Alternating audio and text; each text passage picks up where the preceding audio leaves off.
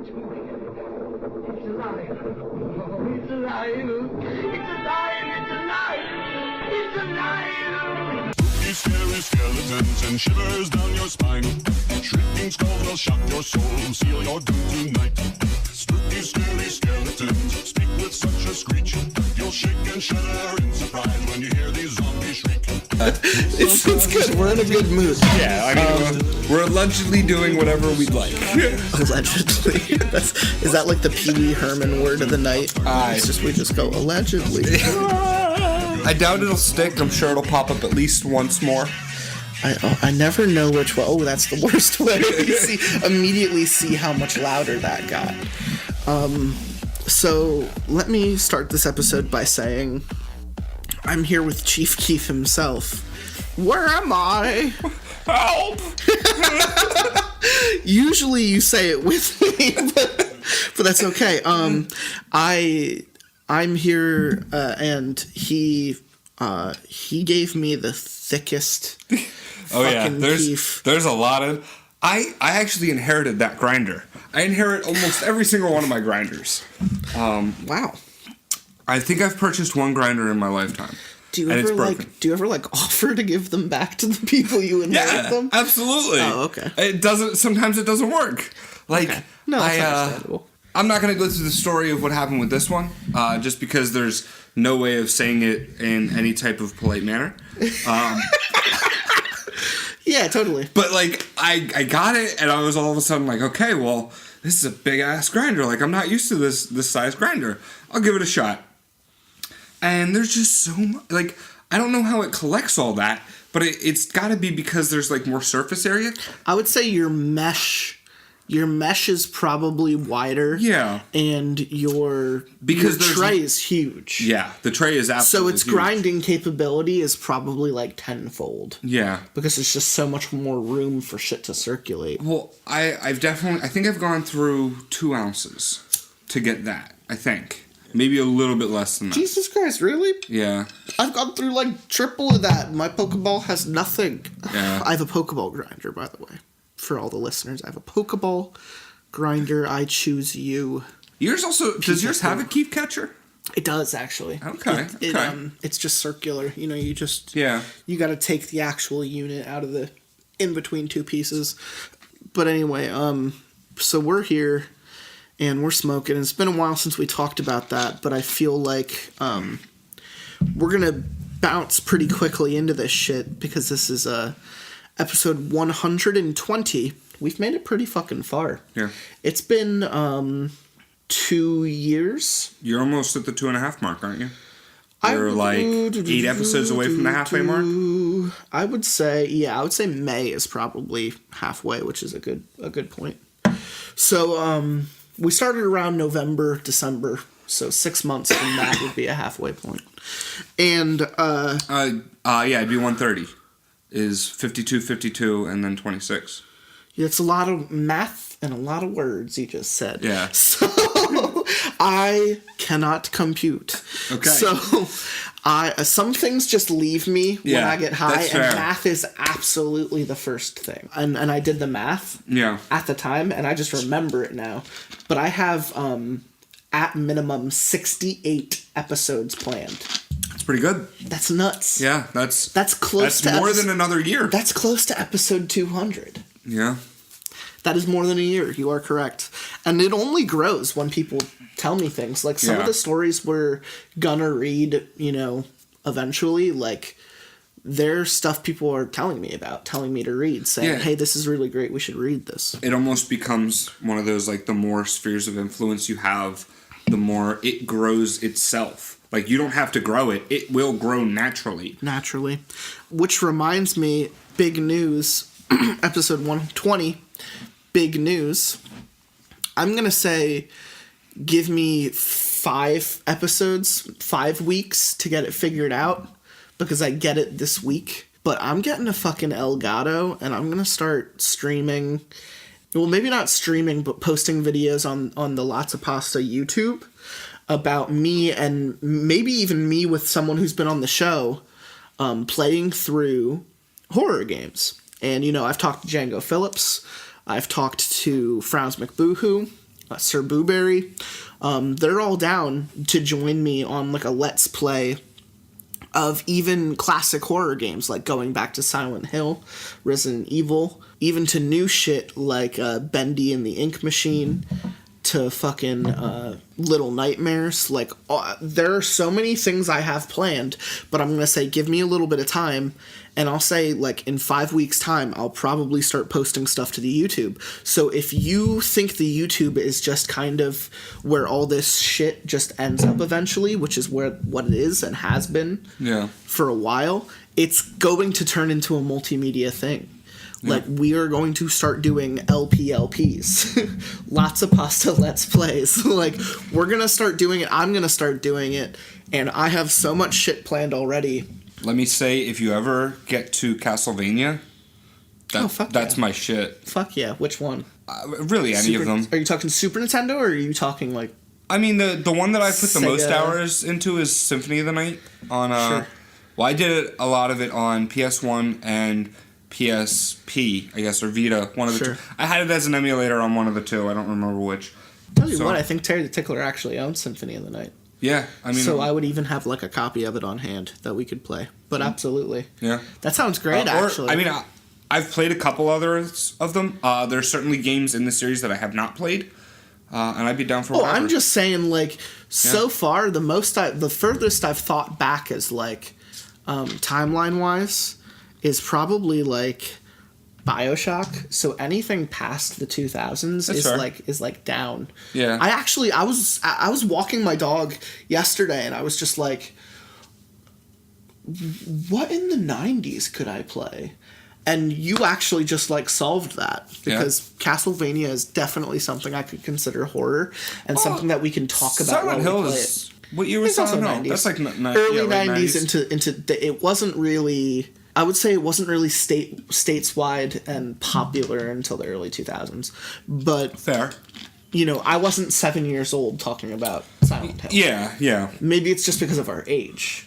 A good possibility. That too. But anyway, I just wanted to vaguely say, like, to anyone listening to this, if you like listening to our show, follow us on fucking YouTube, because that's gonna happen. But anyway, getting back into shit, we're here to continue a series that we started, I would say, 116, 4 episodes ago. And, it was really interesting, but I made a colossal fuck up while we were recording, and I wanted to account for that fuck up.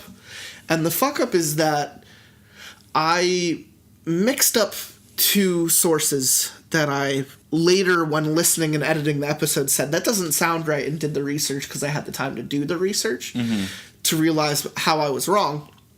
And I mentioned 2 different stories. One of them was Something Wicked This Way Comes, and the other one was Storm of the Century. And Storm of the Century is by Stephen King, and Something Wicked This Way Comes is by Ray Bradbury. So when you look at the 2 sources separately now, I think I mixed them up, or I said Stephen King wrote Something Wicked This Way Comes. I wanted to clarify and then go back and say I have watched both of those adaptations in between our first episode and this episode, and I can without a doubt say that this is closer in source to Storm of the Century in idea. It's so much more Storm of the Century Stephen King-esque than it is Something Wicked This Way Comes. Something Wicked This Way Comes is kind of a coming-of-age story about kids and a carnival that comes to town, and then the carnival's just fucked up. Yeah. So it's just like, that's not so much what's going on, and I think Ray Bradbury did Fahrenheit 451. Yes, he did. So he's like a little bit more classier and old school. Yeah. And you know, it shows because it's a timely piece. He's an older writer. I think he was like 50s or 60s, right? Yeah. Or was it later? I don't know. I feel like I might be wrong on that. But anyway, I didn't do that research. I did research about the movies, because that's what I was sourcing. And Storm of the Century was a 4-part mini-series based off of a short story that Stephen King did, and I watched like all 4 hours of it. And it wasn't great, but I will say that the story that we are reading is so much closer to that in theory. It's not that there's a big storm going on, at least not physically, but at least in the theme of the story, there's a lot going on with all of these characters' lives. And it all seems to kind of rotate around this, and I name-dropped him a bunch last episode, but he's pretty much like the Stephen King character, this evil kind of smiling man that just shows up in weird situations. And he reminds me a lot of Randall Flagg for any Stephen King fans. He's the main bad guy of The Stand, Stephen King's longest book ever made. And it's just this character of chaos. He exists purely to cause chaos amongst our tiny human lives. And Storm of the Century has a character like that who just kind of strolls up into the church and tells everyone that they're going to hell because they're humans. And that, like, literally happened in our first episode. Like, the guy strolls up to the fucking priest while he's giving a fucking sermon, and he's just like, you have cancer now. And the priest, like, starts to, like, die on the spot. So it's just, like, so much has happened, but really, what I wanted to conclude with, but really, how much can we, like, quantify for? Like, it's not that we can recap all the letters thus far that have happened. It's kind of just like a series of things have unfolded with this town. Like, and a lot of one neighbor is get to know the people. The one neighbor killed the kid of the other neighbor. They live next to a mortuary. A funeral home. But they also live next to like a mental hospital. That's really it. There was a weird murder at a dentist's office. The police in the town are kind of drunkards. You know, like, you're learning a little bit each letter, but you're not learning enough to kind of say this is a is a thing. The introduction has been very broken. It's definitely in like non-linear storytelling. It almost reminds me of like in that 70s show when they like hop around to the different people and they're not always talking to each other. Like, sometimes you're getting, like, cross-table stuff. Yeah. It is almost, it's Pulp Fiction-esque. Yeah. In its, like, non-linear storytelling, because the one thing, you know, our D took place before B, you know, like, there was weird stuff going on. But anyway, we got A through F. Go back and listen to episode 116 if you want. Before this one, because it's just going to help bring it all together. But at the same time, we also can't spend time doing like a recap like we did for Left Right Game. There isn't so much a plot or a narrative. It's kind of like an experience reading all of these stories together. I'm hoping by the time we get to Z, we can make sense of all of it. But as of right now, it's told non-linearly on purpose to preserve some quality of the story. There is a percentage of me that feels like if I can't explain it all by Z, I don't want to get that far. But we're gonna. Yeah. It's just, I think we're gonna care less by the time it gets there to say there's no way they're gonna pull this together. It's gonna continue not making sense. It'll end up like a Shyamalama Ding Dong. It'll go from Stephen King to M. Night Shyamalan in the worst fucking way. Yeah. That makes a lot of sense, yeah. Yep. Yeah. So it's I want it to be Storm of the Century, but it could end up being The Happening. God damn it.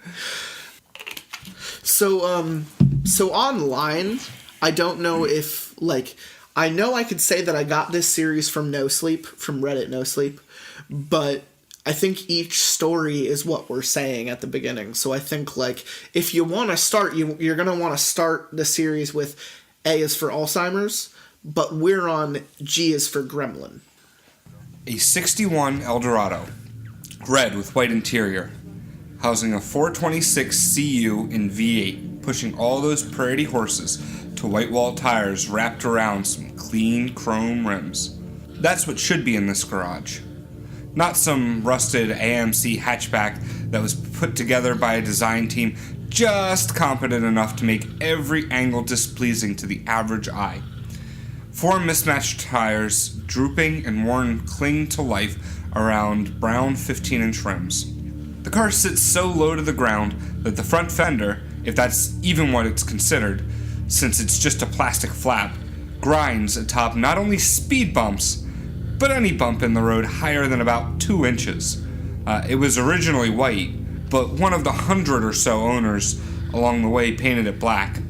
So now it looks like a miniature hearse, which is fitting, I guess, given where it's parked. If you ignore the big hearse, the little hearse, the stack of economy coffins, and whatever the fuck that is growling at me from the corner, this garage would be just like every other 2-car rectangular box on this street. We've got electric door openers, though only one currently works, ceiling racks for bicycles we never ride, a refrigerator full of cheap beer that I was trying to empty 12 ounces at a time before I was cornered behind the 1977 AMC shit bucket. God, I brought the caddy. I had the option. The car itself wasn't an option, but I had an option. I could marry the mysterious girl with the perfect ass, or live out bachelorhood drinking cheap beer and driving around in a bright red convertible. God, I wish I bought the caddy. And now, well, what the fuck? Now I'm bleeding out between the big hearse that came with her job and the little hearse that came with our wedding. Her dad did a little work on the side, a little, I scratch your back, you scratch mine. I scratch your back, you scratch mine. Business Talk transaction. Scratch. For some joker 20 years before I said I do. And this jackrabbit decides to gift us his beloved car for our wedding as a present. Whatever happened to toaster ovens and timeshares?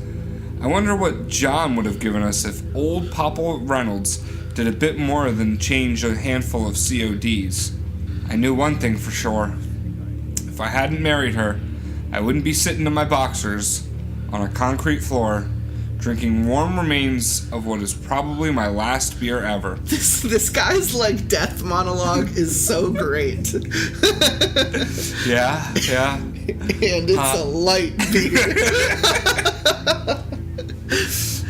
Seriously, I should have bought that damn caddy. What's the last thing I said to her? I know it wasn't, have a good day at work, because for her to have a good day, that means a lot of people have to die. And I'm just not that into profit, I guess. I should be sad, right? I should be thinking of all the happy times we had. The dancing, the vacations, the parties, and all the other stuff that never happened. So this is the husband of the funeral home owner that we met in C is for Cremation.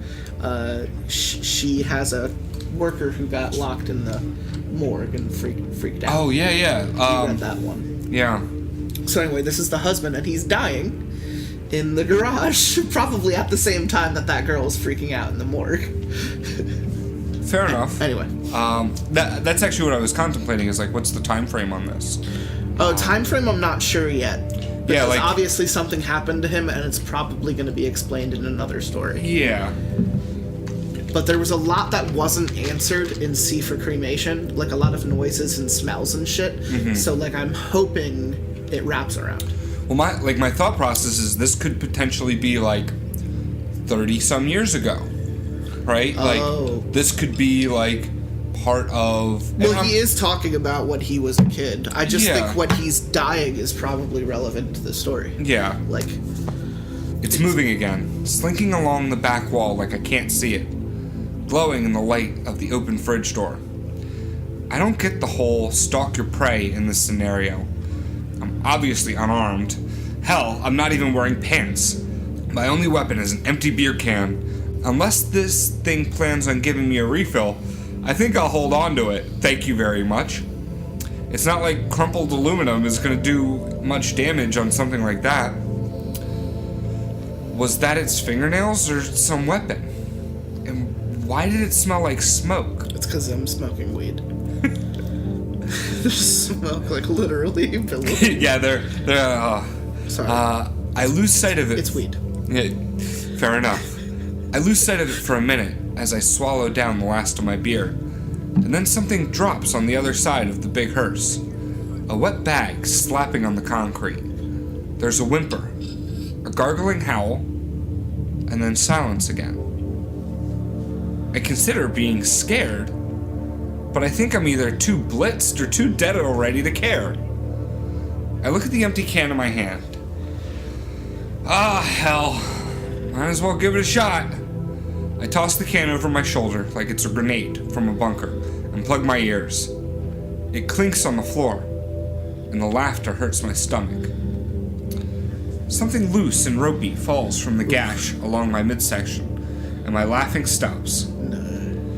I have to scoop up the rope with my left hand and try to gently push it back in. His intestines. This hurts much worse than I'd like it to. But you know, what are you gonna do? I can't stop laughing now. It's hilarious. Like, I was like getting really into it, and then I was just like, what? Why even put it back in? Like at that Oh, point, shit. at that point, like, oh shit, like, fuck. Go for another beer. My fault for laughing in the first place, I guess. Once everything is back in, or at least not falling out into my lap, I hold the cut closed with my fingers, pinching it along the edges until the skin turns white. My head starts to swim. Am I drunk? Or is this the end? A little bit of column A, a little bit of column B, probably. There's a familiar sound from beneath the little hearse, and I try to crane my neck and look through the ugly glass trapezoids some egghead in Detroit thought would be a good window. Cold metal comes to rest against my lower back. I fish around with my free hand and find the perspiring cylinder. Beer? Maybe dying won't be so bad. I rub my thumb across the label, removing the frost and leaving a trail of blood. Light beer. Never mind. There's another flash of movement, this time cutting across the two cars by the garage door. It's dragging something now. Sounds like someone kicking a raw Thanksgiving turkey across the floor. Thanksgiving? Shit. Football? Double shit. Talk about bad timing. I put the cans back in and am sprayed with white frothy overflow. Beer pours down my chest and mixes into my wound.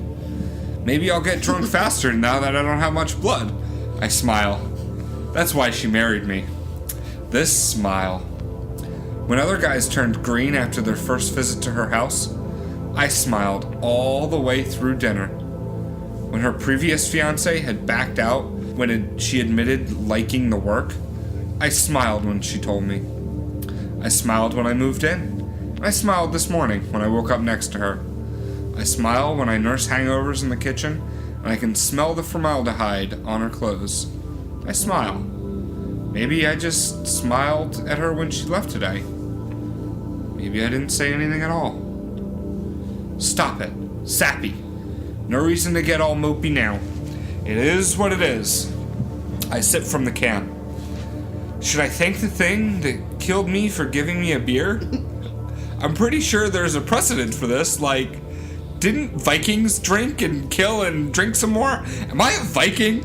My beer gut says otherwise, but even that's deflating now. It's also turning gray. I wonder if Anita can trim that down for the funeral. A little post-mortem tummy tuck. This guy is way too into death. I mean, he lives in a morgue, but there's a howl to my left. The garage door shudders as if something just ran headfirst into it. And then another long, frustrated whimper. I want to tell it to push the button, but I decide that it may be better to spend my last few minutes focusing on myself and not that thing. I gulp down half the beer. My boxers are sticking to my legs. The blood is pooled and soaked through the cotton. Dignity is not something that I'm going to die with today. Oh well, it's not like I drive an El Dorado. I bang the back of my head against the side of the AMC for emphasis, and the thin metal doorframe nearly crumples. Maybe I should ask her to bury me in this car. It almost seems fitting. There's moisture on my forehead now. Droplets of warm liquid fall down my face. The car sways behind me, and I look up towards the ceiling. The thing is crouched on the roof of the tiny hearse. Fingers grip the top of the window for stability, and its knees jut out over the long toes. Paint purple chips off a few of the toes, providing the only color besides the complete charred blackness of the thing's skin. It's dangling something over me. A long, wet rope, like the one that fell out of my stomach. Attached to the bottom is a wreathing mass of red and black. Suddenly I'm sad Anita and I never had kids. She wanted to, but I didn't. And then by the time I came around, it was too late. I suggested we adopt one, but she said no. She couldn't love anything that didn't come from her. I asked what about me, and she just shrugged and walked away. I take another gulp from my beer, and the thing on top of the tiny hearse slaps me upside the head. Apparently, it's not a big fan of reminiscing. It dangles the corded meat in front of my face and grunts. I feel the side of my head and the 5 welts that grow out in a hand pattern.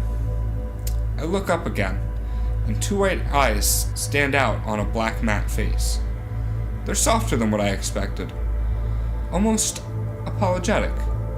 Another grunt, and then a light rectangular tool is dropped in my lap. A box opener. There's blood lining the blade. Does it want me to slit my wrists because it might be disappointing when all that comes out is watered down Pilsner? It shakes the dangling package again. A tiny limb flops out of the folded mass. Clarity breaks through for the briefest of seconds, and with one swipe, I cut the cord. The little package of wreathing limbs falls into my lap and mixes with the blood softly trickling through my open wound. I look up, but the thing is gone. My vision is blurred. I can feel myself falling asleep, like being in my recliner, post-Thanksgiving, turkey binge with the Cowboys on TV. My eyes shut as my chin rests on my chest. My fingers relax around the wound, and I wonder what Anita will think of our new daughter. I slip into the ether. Minutes or hours later, the garage door is triggered from the outside. There is a loud shriek from the thing somewhere to my right. My legs are numb, but I can sense the little package has been taken from my lap. The door sticks halfway up where the thing knocked it off its track. I hear a car door close outside and footsteps walking away. A dog barks in the distance. My eyes start to close again. I'm slumped up against the 77 AMC with a box cutter in one hand and my intestines in the other. I remember what I said to my wife as she left this morning. You make me happy. I smile. That was interesting. Yeah. I can see it as almost like a short film, you know, like a Shakespearean monologue that happens as someone is literally dying in their garage. Like it hits like all of the right emotions to make a good sequence of death. It almost pulls you up and down. Yeah. Like, you know, he's saying the dumb things about like the beer and yeah. Then he starts talking about the intestines and you're like kind of twisted, and then you all of a sudden get back into it because you're like, oh yeah, he's fucking dying. He's trying to distract himself from dying. Oh, it's interesting. I liked it a lot. I don't know where it fits in the timeline. I just know that something... Yeah. There's been something monstrous going on. There was something in the doghouse that said, be quiet or you'll wake the baby or something like that. And we never quite got the explanation of what that thing was. And in this one, there's a weird little monster a gremlin of sorts that has killed him. Has attacked. I mean, theoretically, like, he's not dead right now.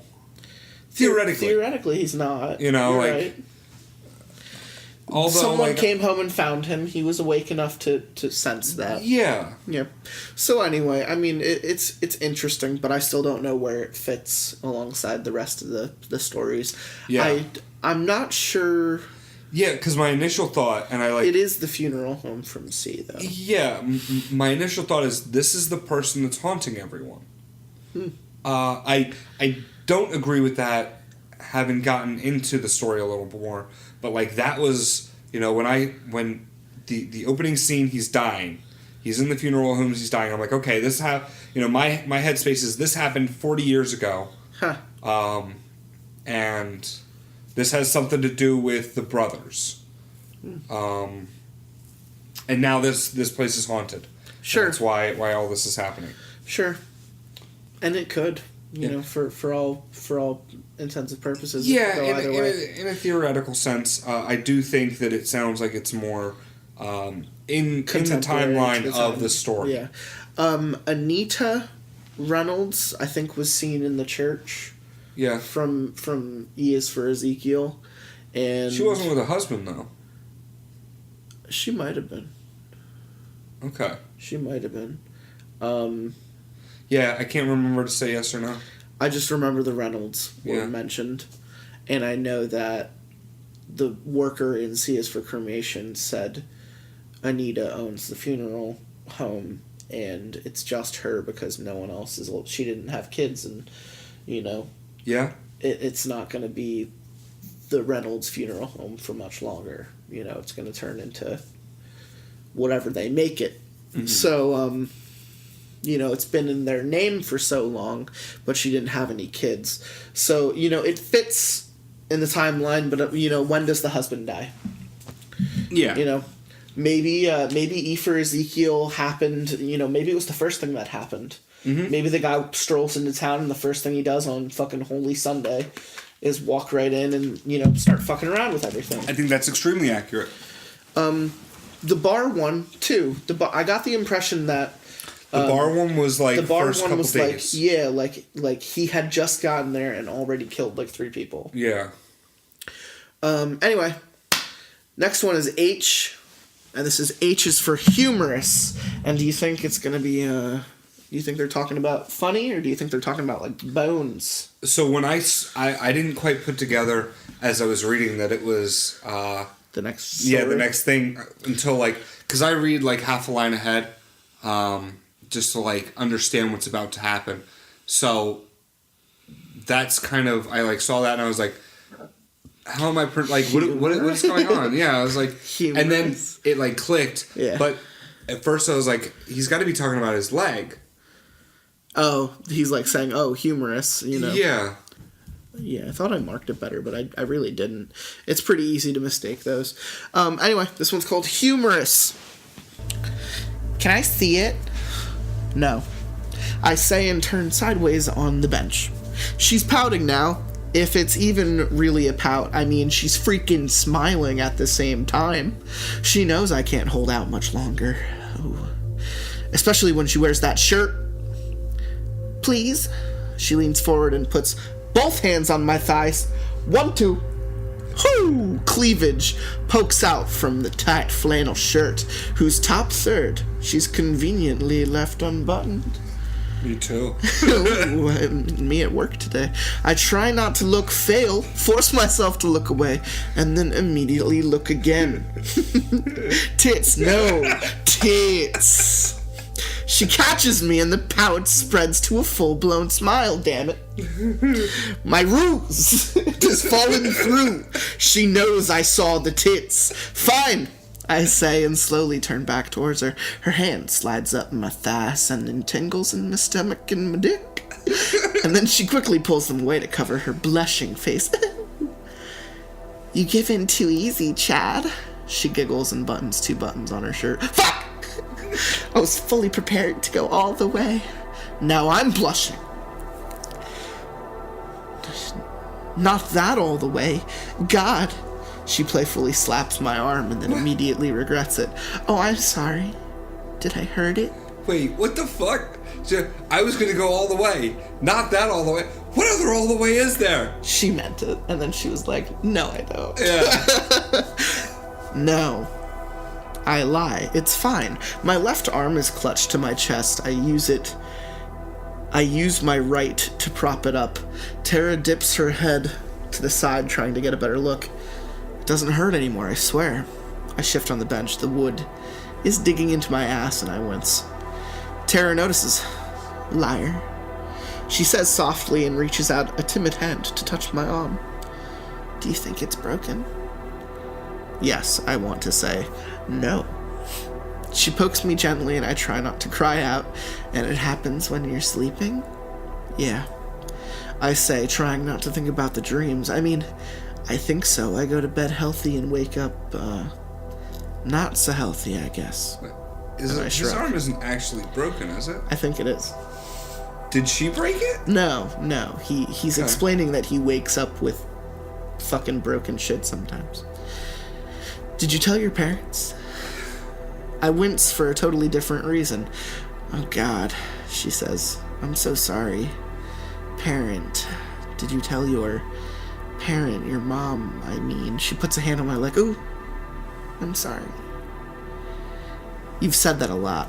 I try to joke. She acts like she's going to slap me again, smiles, that wonderful smile, and then places her hand back on my leg. I'm sorry about your dad, Chad.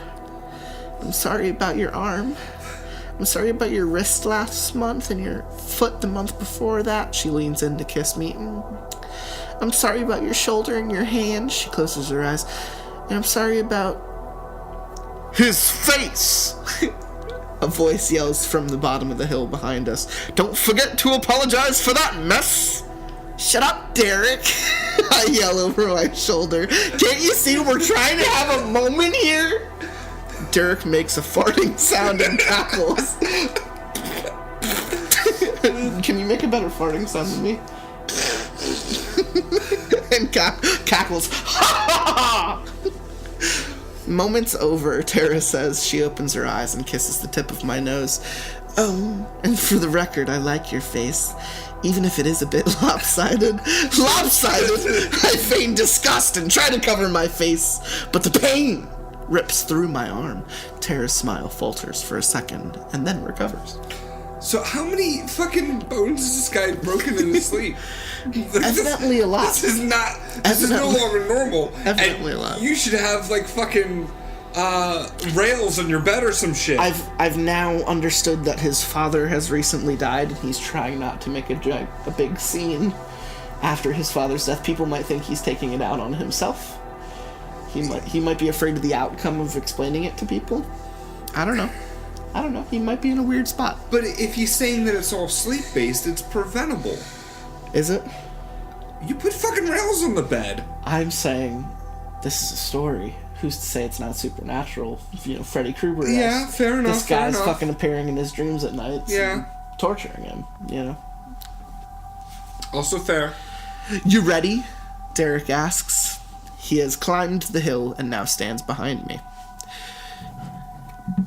Yep, says Tara. She pulls a camera from a bag stashed under the bench and slings it around her neck. I try to stand up, but Derek puts a gentle hand on my good shoulder. Not you, pal. You're gonna sit this one out. But I try to protest. Derek takes a knee beside me. Listen, dude. We've got to get in and out of old man McLaren's before he gets home, and I know you're fast. You run the 40 in like 4.9, right? 4.6, I corrected him. 4.6, maybe with the wind at your back, he winks. But with that busted wing, you're gonna slow us down, and we can't be slowed down today, you with me? I don't want to, but I nod. Plus, we've got the big rivalry game in 3 weeks, and I can't have my best receiver on the sidelines, because you didn't rest up. Fine. I say and wiggle myself into a more comfortable position on the bench. I'll be your lookout. If anything happens, I'll make a bird sound or something. Can you make a bird sound? Tara asks with a smile. I try to whistle, but just blow air. How about just a yell instead? Okay, fine. Yeah, yelling it is. They both turn to head down the hill, and I'm only agreeing to be lookout because I want to kick Crestwater's ass, I shouted after them. Derek stops about halfway down the hill and turns back towards me. Badass. He's wearing an ornery grin. You gonna ask her? Dude, come on, not cool, I say. Tara looks at both of us and raises an eyebrow. Ask me what? Nothing, I say. Have fun breaking and entering. I try to wave, but it hurts, so I stop. Wait, was Derek the kid killed in B is for Breakin'? I think so. I think so. Yeah. Which now means that there was a girl in the house, too. Is what we're learning right now. When he died? When he died, yeah. Okay. Yeah. Maybe. I mean, we haven't finished the story yet, but, you know. Have fun breaking and entering. I try to wave, but it hurts, so I stop. Ask me what, Chad? Tara starts her infamous pout again. Crap.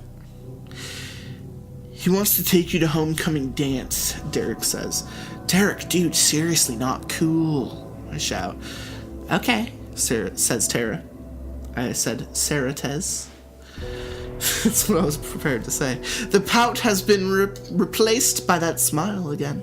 I feel myself turn red. Okay, as in you will. Of course, Chad. She turns on a heel and practically struts down the hill towards the rundown cabin. Just keep an eye on me today so I'm not in jail that weekend. I can do that. I nod enthusiastically, even though she can't see me. Almost sounds like foreshadowing. Try not to stare at my ass like that when I walk away, lover boy, Derek says with a laugh and trots off after Tara. I won't, I yell after him. My eyes never leave Tara until she disappears beneath the shadow of the cabin. The cabin is an old A-frame tucked into the valley beneath a grove of ancient trees about 3 miles outside of town. It's more of a rundown shanty than an actual cabin, but since no one my age uses the word shanty, cabin it is. For as long as I've been alive, Mr. McLaren has lived there, but that's only 17 years, and the dude's at least 100, so I'm sure he's been here for much, much longer. The grass has never been cut and stands about knee-high. 3 trees encircle the house, half their branches dead and scraping the roof like brown skeleton arms. A dangerously slanted porch clings to the house's frame, and 3 crooked stairs lead up to a front door that hangs off of one rusted hinge. Outside the grove, the sun shines, but inside the canopy, the trees only allow a few weak rays to reach the house. Out of inky shadows, Derek appears and hoists himself up onto the porch, avoiding the stairs and using an ivy-covered railing for support. He leans back and offers a hand as Tara works her way up the stairs. They pause at the door. Derek leans his ear forward, pauses, and then nods to Tara. She looks back towards the hill and waves. I smile as butterflies twist knots in my stomach. Oh, that bitch. I lose sight of them as they go inside. 5 windows line the front of the house, 4 on the first floor and a small one in the attic at the peak of the A. I watch the 2 windows on either side of the door, hoping for a glimpse of their shadows. A car crests the hill behind me, and I hold my breath as it passes, hoping it won't turn off and go towards the cabin. The rusted black hatchback continues its course north, the guy behind the wheel waving as he goes.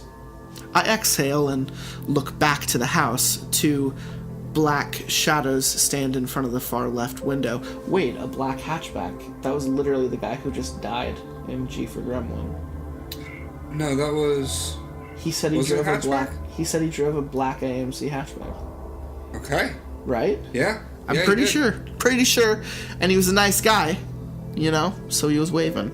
Anyway. Connections! They will all appear next year in Marvel's Avengers Infinity War. Anyway, there's a flash of light and then they disappear. A second later, they reappear in the left window closest to the door. There's another flash of light and they disappear again. Come on, I urge them. Take the pictures and get out. A moment passes and the shadows fill the far right window on the opposite side of the house. There's a flash of light, and for the briefest of seconds, I think I see movement in the upstairs attic. I stare at the small window for a full minute and then look back to my friends. Nothing there, I think. It was probably just a bird or something. It wasn't a bird. Now Derek and Tara stand in front of the right window closest to the door, their shadows filling up most of the frame. They lean in towards each other like they're talking, and then there's a flash of light. The two of them shift, and then another flash, shift again, another flash, shift again, and there's a third shadow in the room next to them. Another flash, I blink and look again. Nothing. Derek and Tara turn again, and there is definitely another shadow in that window, another flash. "There's someone there!" I scream. There's a face at the first window. Tara is peering through, her hands cupped to either side of her head. "There's someone there!" I scream again. "Get out!" I try to wave, but the pain makes my head spin. Tara shakes her head like she can't understand me. Derek taps her on the shoulder and she turns away from the window, reducing her to another shadow in the dilapidated house. "You have to get out of there!" I try yelling again. There's a flash of light and my eyes dart to the far right window. Nothing. It's empty. My heart starts to slow. Another flash of light, and now there are 3 shadows in that room. My head spins. My throat tightens. I go to stand, but forget about my arm and try using it to push off the bench, and the pain crumples me to my knees. I gasp for air and try to scream. The only thing that comes out is Tara's name, and it's swallowed up by the dirt between my knees. I look up from the ground. White-hot pain shoots up my arm and through my neck. There are 3 people in front of me. Tara and Derek are sprinting up the hill. Tara is crying, and Derek's face is pinched down into sheer horror. Behind them, in the attic, a third person, a girl, bangs on the window. "Get up, Chad, we gotta go!" Derek screams from 15 feet away. I ignore him. I can't stop staring out the window. "Chad!" He's in front of me now, shaking my shoulders. "Chad, we gotta go!" The pain rips me back to the present. I look at him. He's crying now, too. "Stop it, D, you're hurting me." I look back to the window. She's gone. "I'm sorry, buddy, but we have to go." He's nearly composed now, but one tear has broken free from the corner of his eye. Tara weeps into her hands. Her flannel short is torn. "Where's your camera?" I ask, but Tara cries harder. "It took it," Derek says and helps me to my feet. It? Man, I don't know what it was. A person, maybe? Ripped the camera off her before we could even really see it. "Help me out of this," I say and start pulling off my sweatshirt. "Why?" "Because she's gonna get cold, dude." We manage to pull the sweatshirt up over my head and gingerly remove my arm. Derek gasps. My short-sleeved t-shirt doesn't hide the 5 bruises that encircle my biceps. The bruising irradiates out, turning my arm into a ghastly camouflage of reds and purples. "It's not that bad," I say and try to pull my sleeve down for cover. "Did your brother do this to you?"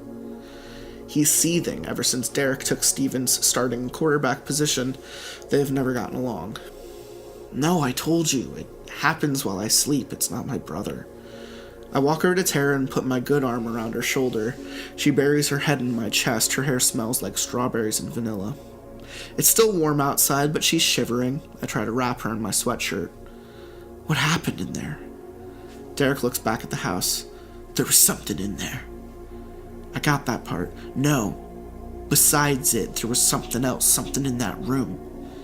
He points to the right window closest to the door, and my eyes go to the attic.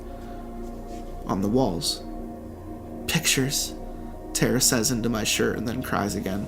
I look back to Derek and raise my eyebrows. He nods. "Weird shit too, like there were pictures of the town, mostly the diner, and not just recent ones, pictures in black and white and newspaper clippings. There were pictures of houses. Houses on Derek's street," Tara interrupts. "Really?" I ask. "Yeah." He says, "Spooky shit. Like pics of my house, the Reynolds house, and the house where the Vandersons used to live across the street." "So he's some old peeping Tom, no big deal. We'll just tell Tara's dad." "No!" Tara says. She pushes herself off me, sees my bare arm and presses a hand to her mouth. "It doesn't hurt," I lie again. She puts a hand on my upper arm. It feels ice cold on my burning skin. "What are we going to tell him? That we broke into some old guy's house because he was hanging around the football field acting weird? My dad would arrest us. Besides, there was more in there than just pictures, Tara says. What, the bones on the floor? Asks Derek. That's probably nothing. They look like animals. Not the bones, Derek. The markings on the walls and the floor. Derek paces nervously, still looking at the house. You mean the blood? Blood, I say, and take a step back. What about blood? Derek turns to face me and raises his hands to calm me down. It's no big deal. Old guy just drew some symbols on the floor around the animal bones, and it was ring around the rosy. Heads up, 7-Up. Yeah, definitely no big deal there. He was playing. He was playing that old fucking game with the marbles and the jacks. Shit, what was it called? And they were definitely animal bones, and a few more on the wall. Just some crazy old guy drawing pictures, that's all, and hell, it might have just been red paint. It wasn't paint, Derek! Tara scolds. Didn't smell like paint! Fine, it was blood, but again, probably just an animal, right? What kind of symbols, I ask? Just some weird shit on the floor, like shapes with zigzags and pentagrams. Sigils, Tara said. Sure, sigils, whatever those are, said Derek. And arrows. Tara, he doesn't need to know. Arrows? I ask. Arrows pointing to what? It's not a big deal, dude, says Derek. Don't worry about it. Tara shoots him a dirty look. She stares at my arm for a second and then looks me in the eye. The arrows painted. The arrows pointed to 2 pictures on the wall. One was his wife. It was a wedding photo from a long, long time ago. He drew a heart around that one. The other one, Tara, don't, says Derek. The other one, she continues, the other one was of you, Chad. My blood turns cold. It was a picture of you from last year, and it... She pauses and looks at my arm again. And it had an X drawn through it. Tic-tac-toe, Chad. I look over her shoulder at the house. It seems to cower away from the early morning sun. In the top window, shadowed by dying trees, a young girl bangs on the window with one hand and clutches her belly with the other. We should go. I say. We should go, I say. That certainly got very intense there at the end. Well, this is clearly the house of our visitor, where he had been stationed before taking over the house across the street from... Yeah, like his headquarters. From that or family. like his contact. Yeah. Like, you're the infiltrator on the contact. I think he killed the old guy. Probably. I think he killed the old guy and took his house. Well, and no, because they said that the old guy was stealing standing at the football field the night before. So maybe he was... Yeah, I think the old guy might be information gathering. Perhaps. Like, or he was scared the shit out of... Yeah. And ran away. Yeah, but that's why he's sacrificing this pregnant chick's baby. What? The chick in the window, she's pregnant. Oh, was she really? Yeah, that's why he says at the end that she was... Clutching her belly. Yeah, slamming on the window, clutching her belly. Interesting. So it might be... I mean, I might be thinking about this wrong. It might be like in the G story where the guy's stomach is cut. But if she's already in that house with that thing... You're right. Like... So were they, like, summoning something? Is this dude summoning It almost seems something? like it. It seems very satanic. It seems very satanic. demonistic. Huh. Interesting. Anyway. I is for inn, and that's inn with 2 N's, meaning a place where people stay and sometimes have sex with prostitutes. Here's another reference to the pregnancy. I'm huge. My voice echoes off peeling wallpaper and smoke-stained plaster. When's the last time I heard my own voice? When's the last time I actually talked? Am I really that boring? Ooh, a little bit of burps. Am I really that boring? My eyes ventured down the mirror towards my midriff again. I pulled up an old Crestwater sweatshirt to show my belly. It still smells like him. The sweatshirt, not my belly. I mean, my belly might? I shake my head. Easy, Ashley, I think. No need to get ahead of yourself. Something in the mirror catches my eye. No! I shriek and then immediately cut my hand to my mouth. That was really loud. I giggle, then cry, then try to do both at the same time and give myself a headache. They weren't kidding about the hormones. I take a step closer to the mirror. Plastic cups wrapped in cellophane sit next to a single-serving coffee maker. They block my view. I bend over to push them to the side, and a sharp pain dings into my left rib. Okay, no bending. Jeez. I stand back up. I rock onto my tiptoes, and yup, turkey's done, I say. My innie is now an outie. Push the sweatshirt back down, but not before bringing it to my nose for a quick sniff. You're ridiculous, I say to the stupid redhead in the mirror. She nods in agreement. There's a knock at the door. I rush across the tiny room, practically skipping by the 2 twin beds, and pull open the door. A cool, early fall breeze blows against my leg. I slam the door shut. Ashley? The familiar voice says on the other side. Pants! I shout. I can feel my face turn red. What? Pants! I mean, 1 second. I need to, freshen up. Freshen up? Seriously? Now he's gonna think I'm giving myself a moist towelette bath. Moist. Gross. Who uses that word? And I immediately believe this is the writing of a 13-year-old girl. Yeah. Ashley? Can I come back later? No, Cal! I shout from the crouched position behind the far bed. Where the hell are my pants? 1 more second and... Aha! Are you okay?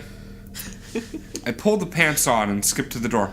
I'm perfect, I say as I swing open the door. You're huge. His pupils... Whoa! His pupils swim in wide eyes. Great. Cal McCackey is going to pass out on my doorstep. Well, not my doorstep, more like my rented doorstep. But since this is my only home at the moment, that's not really what a girl likes to hear, I say, and work my way under an arm and guide him to the bed. He sits down in a confused slouch. His eyes never leave my stomach. But, stammers. You like it? I tease. It's the latest fall fashion. All the girls at school are wearing it these days. I do an awkward spin and thrust my belly forward. He starts to turn green. Okay, he's not in the mood, I think.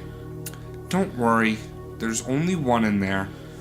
I've had like 1 million ultrasounds just to be sure. The green shade got darker. Crap. It's okay, Cal. I'm okay. I sit next to him, put a hand on his shoulder and kiss his cheek. We're okay. Another sharp pain, this one in the right rib. But how? Well, when a man loves a woman. When a man loves a woman, they get married. And the man hooks up with one of his students, and how long, he asks. About 7 months, maybe 8. I don't really know. I can't tell Lois, he blurts out. His eyes never leave my stomach. I try to lift his head up with my hand, but he resists. She doesn't need to know. I won't tell her. But what are you? His voice trails off. He finally looks into my face. He seems much older than I remember. I don't know. I'll stay here a few more days and then go to my brother Dan's house. I haven't talked to him yet, and he sure as hell doesn't know about this. Then there's a sharp pain in my sternum. Can a baby kick that high? I'll be fine, I grunt out. Ashley, I can't do this. I mean, when you texted me to meet you here after all this time, he started to panic. You sure as hell know how to pick 'em, Ash. When you texted me, I was going to tell you this whole thing. What we did, it was a mistake. He's standing now, backing away from me. Cue the Lifetime original movie music. I roll my eyes internally. Jacob was 5, and Lois, she wasn't paying attention to me, so he points at me. We did some things I'm not proud of. Really? You seemed pretty happy at the time, I think. So, this can't happen. It can't. You understand? What a piece of shit. Yeah. Yep. Yup, I say, and stand up. He recoils from me.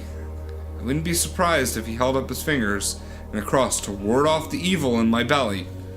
I stifle a laugh. Hold on. I hold my breath and puff out my cheeks. What are you? I hold up one finger. I can feel my face turning blue. I want to giggle and cry again. Ashley. He steps forward. Ashley, stop. I blow out the air and look down. Damn it, I say. I thought I could suck it back in. Reabsorb it, you know? I'm giggling. That's not funny, he says. You could hurt the baby. See, Junior? You do care. Don't call me that, he shouts, and then follows with, sorry. The mood changes in the room. How is your dad, by the way? He's fine, I guess. We just put him in a home last month. Yeah, this is the son at the beginning of A is for Alzheimer's. He's cheating on his fucking wife. Part of me is hoping that these are in such close proximity that this is the chick in the thing. In the house? Banging on the window? Yeah, because that's his son, isn't it? Like, the guy with the broken arm is his son. Chad? No, Chad was the one with the broken arm. Yeah. Maybe not. Maybe I'm getting the names confused.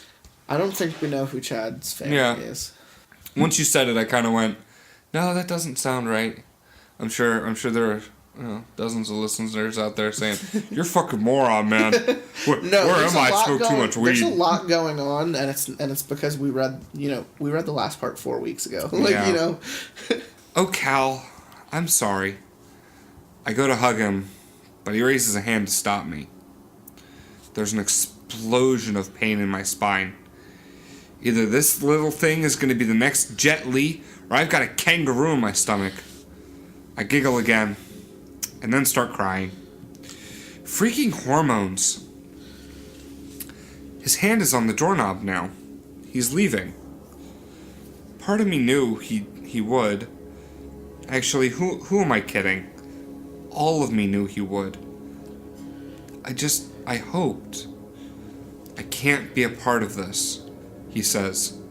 His eyes are fixed on the inn's faded carpeting. If you need money or whatever, I can get you some. I don't need money, I say. He waves it off. Just text me or email me, but don't call, please. He looks at me. The door is open now. Behind him is an old Crown Victoria. Pulls into a parking space in front of my room. It's one of those decommissioned cop cars that still have the floodlights hooked to the windshield. I'm staring at it when he walks away. I'm sorry, Ash, he says over his shoulder. Now the door is shut, and I really want pizza. I'm not sad. Not yet. I'm hungry. It's nature overriding my needs and focusing on the baby or some crap like that. I scan the room for my purse and see it wedged between a backpack and some Idiot's Guide to Pregnancy book. I should have bought the Idiot's Guide to Idiots, I think. I bend over. There's a pain. Darkness. I wake up on the floor. My pants are wet, and there's crusted vomit on my sweatshirt. Good, I think. Now it won't smell like him. I try and sit up, but each movement causes bright lightning bolts of agony that trace every nerve down to my legs. I start crying, and then giggle. At least I know part of my brain still works. I roll to the side and my vision grows gray. It's dark in my room except for a faint red light. That glow from the coffee maker's power button. I try to push myself to my feet, but I feel unbalanced, so I crawl to the bed. Somehow, I pull myself up and sit awkwardly on the edge. My hands are on my knees. I'm trying to get my head right when a ripple forms in the middle of my sweatshirt and cascades from one side to the other. I blink, try to refocus, and shake my head. Weird time for morning sickness, I say to the empty room. My vision returns and I try to stand. I'm thirsty, and this sweatshirt stinks. Stinks like him, I think, and then immediately shake it off. Asshole, I say, and make way for the sink using the walls for support. There's a fluttering around the light that sends the room into a pulsing red strobe. I find the light switch next to the vanity and flick it on. A large white moth bounces off the coffee maker 2 more times, then heads straight for the 60-watt bulb above me. I swat at it to keep its wings from my face, and the movement sends pain radiating out from my stomach. I look into the mirror and see a large lump form under my sweatshirt, and then disappear again. I definitely saw it that time, I say to the girl opposite of me. I stripped off the stained sweatshirt and the wet pants, so I'm standing on my matching bra and panties. The romantic side of my brain sighs as the cynical side cackles. You thought you were going to get lucky tonight? It howls. Matching underwear? Seriously? I stare at my belly for a second, taking in the faint stretch marks that cut through freckles and pale skin. And then it moves. A small bump forms just over my belly button. It grows and expands until it's the size of a toothbrush, and then the end spreads, and 5 little fingers press against my skin. I feel a motherly warmth wash over me. I forget about Cal. I forget about the annoying moth flickering about in the light. I forget about this cheap inn that I've been stuck in for a week because I didn't have the courage to call Cal earlier. I forgot about Cal again. I forget it all and just focus on the tiny thing inside me, reaching out to say hello. Hello, I say into the mirror, and then another tiny nub forms on the left side of my stomach. It too grows in size and then spreads out. A second tiny hand reaching for me. I'm beaming. The girl in the mirror mimics my smile. Then, a third nub forms. My head swims. The doctor said only one, I yell. The finger of the fist spread open, just as a fourth bump surfaces and opens into a hand. I'm half excited, half terrified. A 5th hand juts out, and then a 6th, and a 7th. As the 8th one pushes up, I'm overcome with revulsion. I can't have 4 kids. Fucking shit. My stomach is twisting over itself. It's absolutely possible, by the way. Oh yeah, yeah. Like, Fucking Octomom. Yeah, man. Huh? I'm going to vomit again. 8 tiny hands with 40 tiny fingers open and flexing under my skin, sending ripples of disgust and terror through my body. I throw open the bathroom door and turn on the light. 1,000 moths swarm out at me, a never-ending horde of them pushing through a crack in the ceiling. Their wings beat at my face and hair. One flies into my mouth. I scream and turn away. The girl in the mirror, a tiny redhead, who only months ago was worried about going to homecoming, stares back at me with a bulging stomach, teeming with tiny little hands pressed out from under the skin. It looks like a flesh-colored squid wreathing above her waist. Above her waist. Writhing above her waist. I choke on the insect in my mouth and rush for the door. I've got to get out of here. The moths trail me. The hands pressed out on my stomach with such force that it feels like my skin will rip away. I swing open the door to the night and am blinded by a bright light. Before I can pull up my arms to shield my eyes, a bag is placed over my head. I try to scream, but a hand clamps over my mouth as the monster squirms in my stomach. So that is absolutely the pregnant girl who was in that house. Yep. Kidnapped. There without a choice. And evidently it is a adulterous child. An affair has taken place between a teacher and his student. So the affair obviously definitely took place. But I think that I don't know that this thing is his. I don't know that it's a human. It is. I think what's happening is our Randall Flagg character is making her hallucinate so that he could draw her out of the motel room. Okay, that's fair. I took it as in, no, she saw the ultrasounds earlier. She knows what's true. I think when she was knocked out and then woke back up, she was in like a state, like a fugue state, like a delirious state, and therefore easy to like manipulate. Okay. With his with his powers. You know, he obviously has powers. So it's he had a disappearing act in the F is for feed. Yeah. He teleported all over the fucking place, and E is for Ezekiel. He definitely has powers, and he's definitely evil. You know, he kills... Oh, yeah. He kills, I think, Derek in B is for break-in, you know, in a fucking instant. So, this next one is called J is for Junior. I'm Junior. Hello. Cal, I say. Cal, they're coming. He's staring out the double-pane windows, hunched over with both hands in his jean pockets. His hat is pulled down low over eyes that won't look at me. The gray sky rumbles, and clouds froth with the coming storm. There's a storm. I can smell the day's sweat on him. Cal, I say again.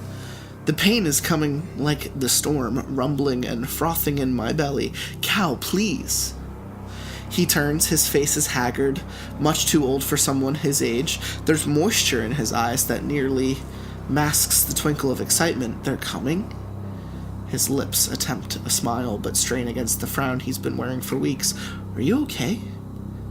Yes, I lie. Both my hands go to the bulge underneath the white sheets.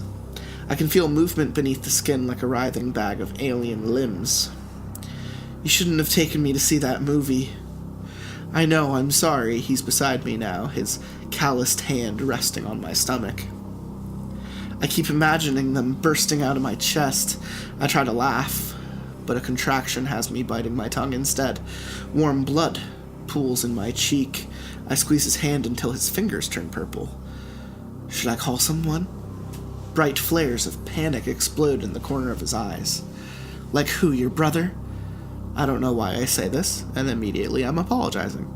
As the contraction subsides, I release Cal's hand. It lingers on my belly for a moment, and then he pulls it away as he crosses the room. Couldn't you just forgive him, or at least forget about it for a day, just today? No, he says without turning around. He's looking out into the hallway now. I don't know what's going on between you two, but it can't be so bad that he misses another contraction. I feel myself screaming. Cal's at my side again. Strong hands envelop mine as I squeeze. This is his mother, by the way. This whose mother? I feel like this is Cal's mother and father, because if he's a junior, then he has the same name as his father. Which means this is the Cal with Alzheimer's. This is the Cal with Alzheimer's. Yep. See, I was actually going to comment on that. I was like, I'm pretty sure this is the first time that... Yeah, and not like first time total, because I know that the... when we're in the church, it kind of touches on everything. Yeah. But this is the first time that it's about the same character twice. It might be. Like I'm saying, this is about the dad Cal. I think. Yeah. This is not about the teacher Cal. So, I think this is about that teacher's birth. It makes sense, yeah. Doctor? He yells. Nurse! I open my eyes to see a young brunette in blue scrubs. She's checking the machines that line the bed and feeling for my pulse. Her hands are reassuringly warm. How far apart are they? She asks in a voice barely above a whisper. A minute, maybe, Cal says. I don't know. I didn't count the last one. It's okay, you've got more important things to worry about. She winks at him and pushes hair out of my face. I'm thinking you're about ready, hon, she says to me. I'll call the doctor and we'll get that baby out. Babies, I correct her. There's an almost imperceptible flash on her face. Warm blue eyes that matched her scrubs collapse into hollow black holes. Thin red lips peel back to show sharpened rows of teeth that quiver in wet gums. In less time than it took me to acknowledge the change, she shifts back to a young, sweet girl with a comforting smile. Of course, babies. She winks again at Cal, who's staring intently at me, and then leaves the room. This actually might be the same woman from the first part. I don't know yet. You okay? He asks me. You're sweating pretty bad. He puts a gentle hand to my forehead and I melt a little. I'm perfect now, Cal. Just nerves. He leans in and kisses my belly, then moves up and kisses my lips and forehead. I'm here, he says. I'm not going to leave your side. You can squeeze my hand till the fingers break. A small smile fights its way to the surface of his face. But don't, okay? I still gotta work. I give his hand a gentle squeeze as the doctor hurries into the room. He's staring intently at a clipboard and nearly runs into the bed. Oops, he says and looks up. The studio audience laughs and claps. I definitely don't The doctor is played by none other than Kramer from Seinfeld. I don't think that this is the same pregnant chick. I don't think that they'd be like... We're still running with... This if it's is Cal, then it's Cal, then it's Alzheimer's dad. Yeah. The kiss on the lips kind of is my, like... I don't think that they would be doing that if it's like, hey, we just got back together 2 months ago. Now I'm with you, which obviously means I'm not with my wife. Sure. My blood curdles. It feels like both babies in my gut are clawing their way up into my throat. My heart beats a racehorse pulse in my ears. The doctor's face is a mask of horror. His cheeks are pinned back with staples. A jagged line of flesh cuts diagonally upwards from both corners of his mouth, giving him a clown's gaping smile. Black holes, smoke where his eyes should be, and rows of pointed teeth gleam in the harsh hospital light. He tilts his head sideways, and one ear dangles down on a thin strand of oozing flesh. I try to scream, but a contraction forces my mouth and eyes shut. Oh dear, the monster says. Oh dear, nurse. Cal is holding my hand. He's reminding me to breathe. Yes, doctor? It's the nurse from before, but I'm too scared to open my eyes. I focus on Cal, whispering softly to me. Breathe, darling, breathe. We've got a problem, the doctor says, and I open my eyes. He's normal again, almost boring. Plain features on a plain face. He nods to me and then taps some of the machines. He almost looks worried. We're going to need to get a bit hands-on right now. He walks around to the foot of the bed. What's going on, Doc? Asks Cal. Her heart rate is dropping with each contraction. I'm afraid this may be putting the baby in danger. One of them's already dead. Which explains why the guy from the beginning didn't have any siblings, at least not by my count. He looks at babies.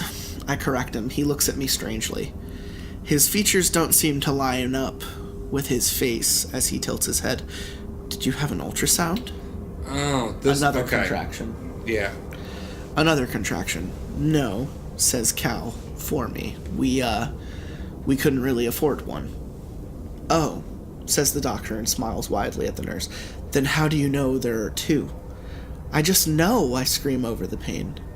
The nurse pats my shoulder. My skin burns from her touch. The doctor looks over to Cal and gives him an I'm the doctor here shrug. Well, let's just see, okay? He lifts up the sheet and then tremendous pain. I'm split in two while clawed hands tear through flesh to retrieve the life that grew inside of me. I howl in agony. Seconds last hours. Minutes last an eternity. I scream until blood ruptures in my throat. I'm echoed by a tiny voice trumpeting his existence. It's a boy. the doctors say. I blink back to consciousness. There's a gray creature, covered in clumpy mucus, held out in front of me. Congratulations, Mrs. Mackey. I try to raise my arms to receive my son, but they won't lift from the sheets. What's his name? Asks the nurse. I look pleadingly over to Cal, but he's entranced by the child. Cal? I whisper. With the last of my voice, I feel the sheets dampening around my legs. Just like his daddy, the nurse beams. Let's get little Cal cleaned up. She takes the baby from the doctor, carries him over to a table, and places him under a heat lamp. Want to watch, Daddy? Cal nods and follows, not before squeezing my hand one last time. The room is losing its color. Nurse, the doctor says. She's losing a lot of blood. For a moment, Cal's attention is back on me. He takes a step towards the bed, but the nurse grabs him. Mr. Mackey, you're going to need to come with me. But my wife, she'll be fine. You just need to let the doctor do his job. She pushes him out of the room and pulls the door shut. But before it closes all the way, he blows me a kiss. A tear breaks free from my eye and makes a path down my face. With the door shut, the doctor turns back towards the bed. Now, he says with a grin, let's get that other one out. So this evil man who comes to the village might be the brother of our fucking protagonist from part 1. Oh, that's fucking wild. And it's some demon child, apparently.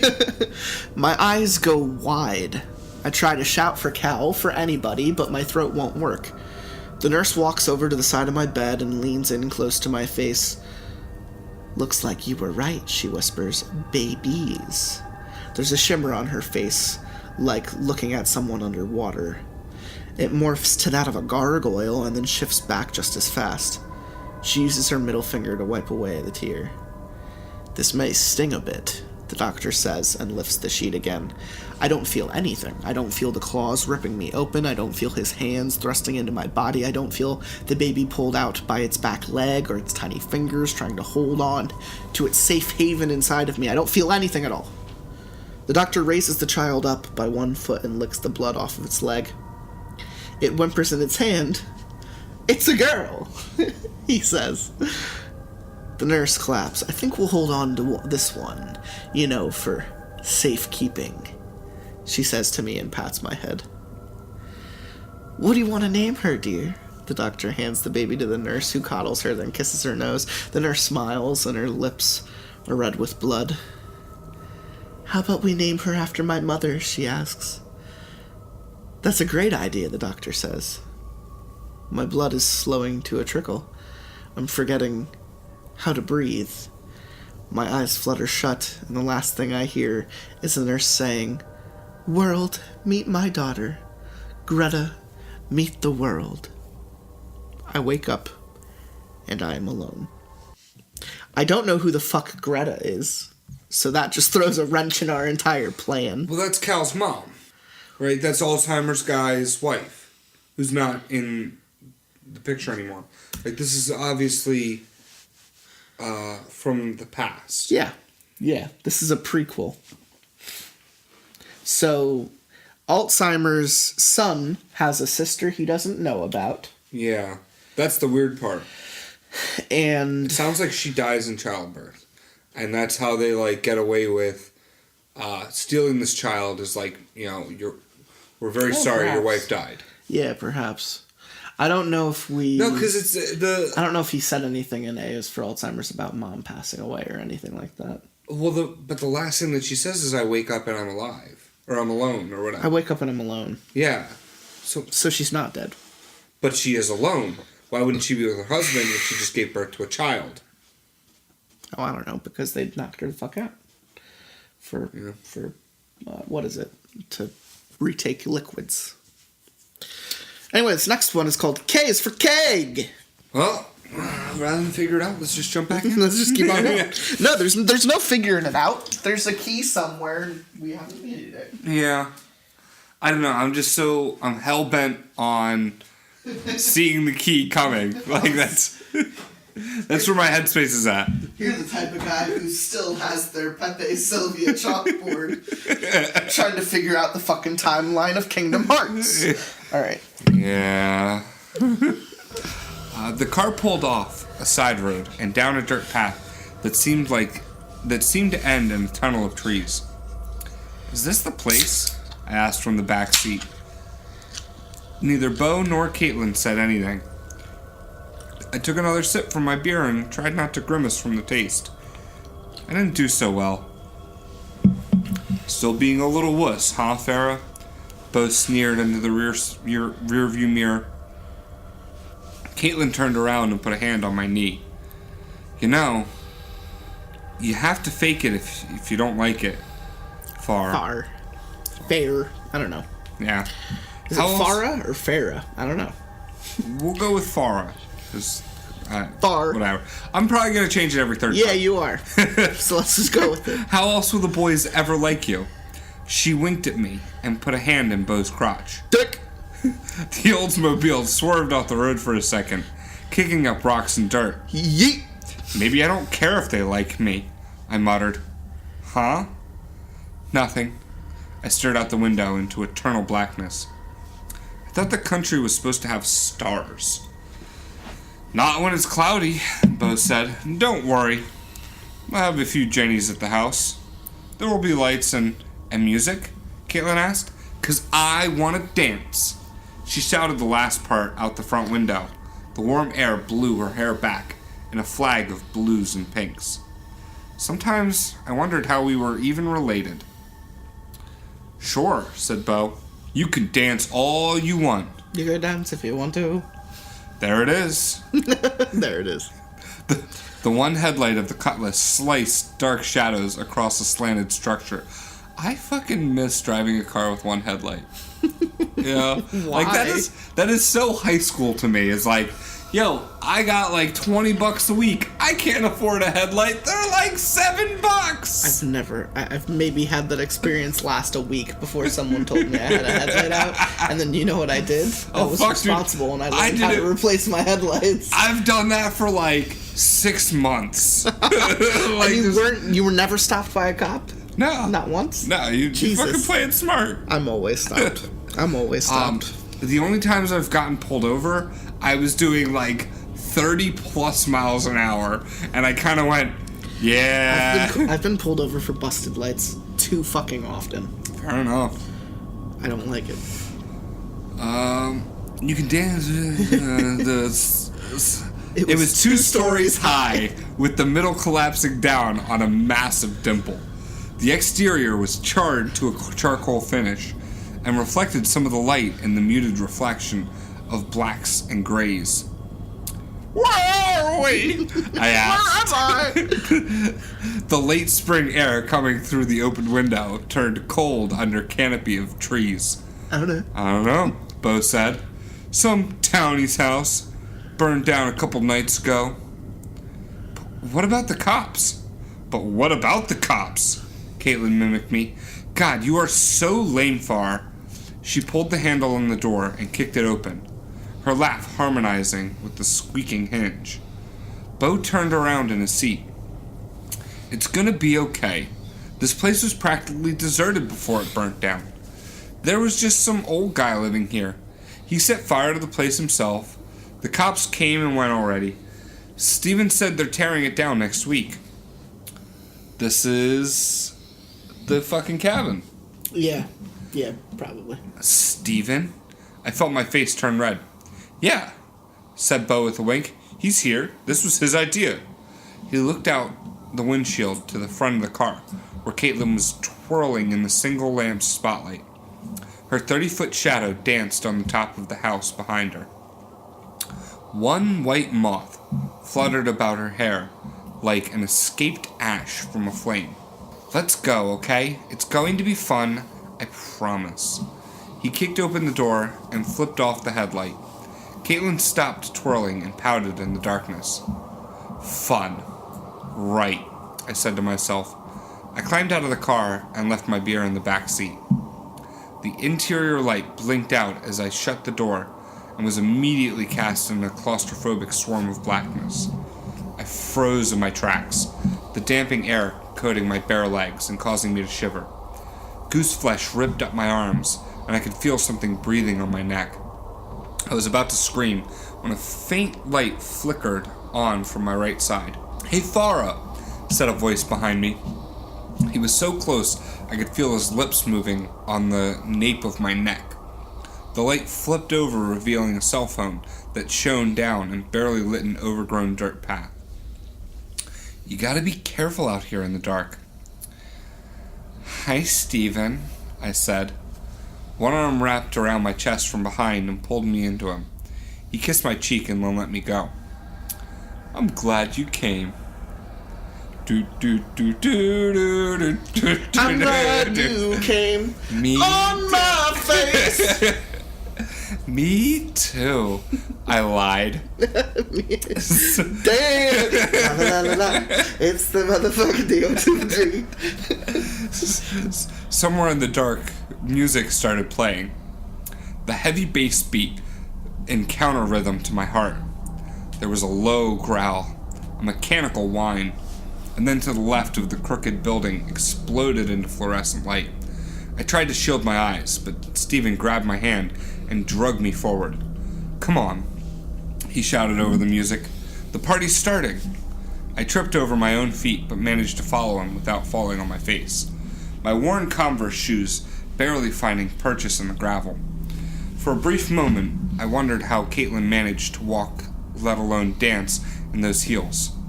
I settled on the theory that she got all the coordination in our family. We rounded the left corner of the house and skidded to a halt. 3 work lights split off from 2 generators, circled one lone keg. A tap frothed and spit beer as someone I'd never seen before pumped watered-down Pilsner into red cups. Steven ran off saying something about getting us drinks. The wind picked up behind me and brought the smell of old smoke and some sweet, pungent stench like rotting meat or decay.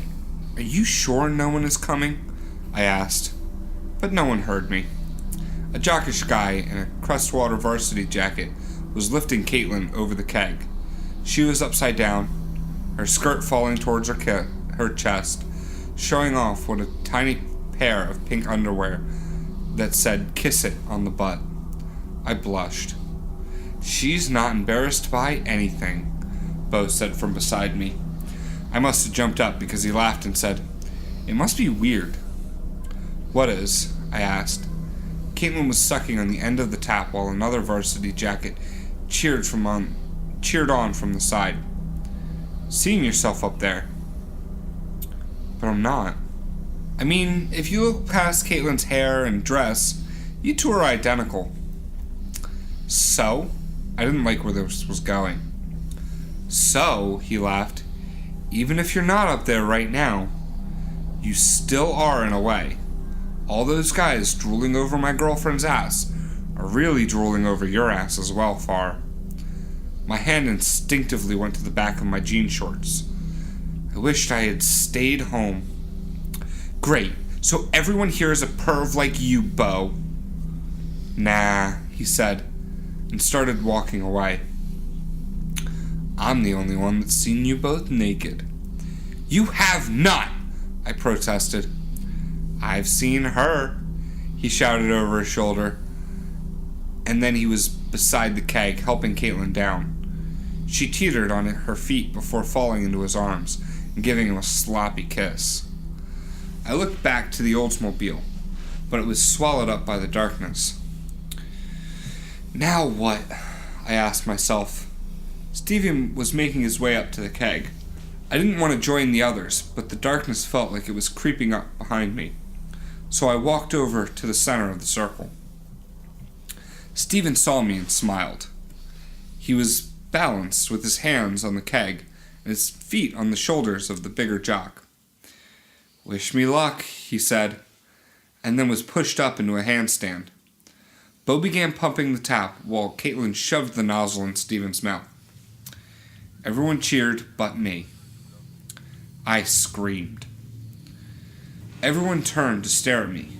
Steven lost his grip and plunged straight down into the lip of the keg, exploding the bridge of his nose. Blood mixed with beer sprayed everywhere. "What the fuck?" he shrieked, and I still screamed. "Farah! Farah!" Far, knock it off! She pushed me awkwardly, the keg standing, already taking its toll on her. I fell sideways into one of the guys I didn't know. He was too shocked to catch me, and we ended up bumping heads. I winced, and when I did, I closed my eyes for the briefest of seconds. And when I opened them, the thing was gone. I stopped screaming. I felt like the world, and everything in it, swarmed on me at once. I was dizzy, lost, and terrified. Seriously, what the fuck, Far? Stephen yelled. He had pulled off his t-shirt and was using it to stymie the blood. No one else saw it? I whispered. My eyes never left the house. Saw what? The big jock asked. His voice was much higher than I expected. Stop that! I don't know. It was something. You broke my nose, Far! Stephen yelled. You broke my nose because of something? He seemed to only take one step, but he covered the 10 feet between us in a flash. He was holding the shirt on one hand and poking me with the collarbone with the other. What did you see? I tried to back away, but my feet were frozen. Something? I don't know what. Something moved in there. Something! I felt myself wanting to cry, but I held back the tears. Stephen's finger was digging into my chest. There's nothing in there. It's empty. It's been empty, he said. How can you be sure? He's sure, said Caitlin. She was pissed. Quit being such a baby. I want to go home, I said. I looked at Caitlin. She crossed her arm and shook her head. I looked over at Bo. He seemed to think about it for a second. Then he walked over to Stephen. Your call, buddy, he said. I'm not going anywhere, Stephen said, staring holes into me. Not until that keg is dry. There was whooping and high fives, and then all the guys circled the keg. One of the smaller jocks was flipped Put upside. a cookie in the middle and said the last one to come has to eat it. That's what the girls are Circle here up, for. fags. One of the smaller jocks was flipped upside down, and their ritual continued. So they got a keg simply to do keg stands. Yes. Well, they're like obviously in like high school. And Yeah, they're not but, actually allowed to drink, so. Okay, here's my... Sounds like terrible beer too. Yeah. Here's my thought process. You only have one keg. You probably can only get one keg. You're gonna waste that shit on fucking keg stands? Like... They're jocks. Frat party dudes. Yeah, fair enough. Caitlin stood across from me, her arms still crossed. Maybe I'm too much of an alcoholic. I'm like, yo, conserve that fucking beer. No, it's just you. It's not so much that you're an alcoholic. It's that you have not experienced I don't see the jock retardedness of doing keg stands. I've never done a keg stand. I've watched them done, and I've thought they were fucking stupid. You know. I've definitely done a keg stand. All right. Okay. I lived in State College for like That's right. a long time. Yeah. I know exactly when it happened, and it's only happened it's only happened twice that I wasn't blacked the fuck out for. Sure. Kat, please can we go? There's something in that house. There's something out there. Quit being such a nerd, she said. Why can't you just have fun? Why can't you stop being so... She unfolded her arms and put her hands on her hips. For once in your life, just act like me. She stomped off towards the others. I know what I saw, I said to the air where she used to be. Except I didn't. I had no clue what I saw. Could have been one of those floodlights, shining through a broken window, reflecting off chunks of charred interior wall. But it wasn't. It could have been an animal scavenging for food. But nothing ran out of the house when I screamed. It was still in there. It's still in there, I whispered. I turned to the circle of strangers. My sister was pushing a nozzle into one of their upturned faces, like a diver adjusting their snorkel. "It's still in there," I shouted. Everyone froze. Steven's back was towards me. I saw it hunch over. He finished the beer in his hand and then threw the cup on the ground. Bo leaned in and said something to him, but I couldn't hear what. As Steven turned around, he dropped his bloody shirt on the ground and fished a black rectangle from the front pocket of his jeans. With a flick of his thumb, a 2-inch blade pushed up from the handle. He stalked towards me. "Steven, I'm sorry." I raised my hands, and he was there beside me, moving at inconceivable speed. He grabbed me under one armpit and dragged me towards the house. The box cutter pointed the way. "You won't shut up about it, huh?" he snarled. Spit and blood spotted my face. Both his eyes were starting to blacken. "Then why don't we go in there? Find out what's freaking you out, and I'll add it to my wall." He shook his blade for emphasis. "Steven, I'm sorry. I'll be quiet. Look at my face, Far." He stopped and pulled me close. He smelled like beer and wintergreen dip. "Sorry ain't gonna cut it. Something's gonna have to die." He dragged me forward to a broken window. "Go." "But go," he repeated and pointed with the blade. "Just go in there, Farah," Caitlin yelled from the keg. "The two of you need some alone time anyway," she laughed. Apparently, I got all the common sense in the family, I thought. I tried to pull myself through the window, but couldn't manage to get my leg over the sill. All of a sudden, Steven's hand was on my ass, pushing me up. "At least I got something out of tonight," he laughed. I tried to swat his hand away, but lost my balance and toppled headfirst into the house. I landed on a collapsed dining room table and a cloud of ash and debris. The air was knocked out of my lungs and I grasped for breath. Steven poked his head over the ledge and laughed. "You're obviously not the graceful one," he said. "Now get up and chase whatever's in there to the front door. I'll take it from there. Do not fuck it up." He bared his teeth and it disappeared around the side of the house. As oxygen fought its way back into my lungs, the full view of the room swam in on me. The space was small and cramped and filled with the charred remains of thousands of books. Shelves slumped along the crooked walls, and a large recliner melted in on itself in a corner. Springs pierced the leather like some sort of medieval torture device. I shuddered and got to my feet. I stood still and listened. The noises from the outside were muted by the walls, and inside the house nothing made a sound besides my rapid breath.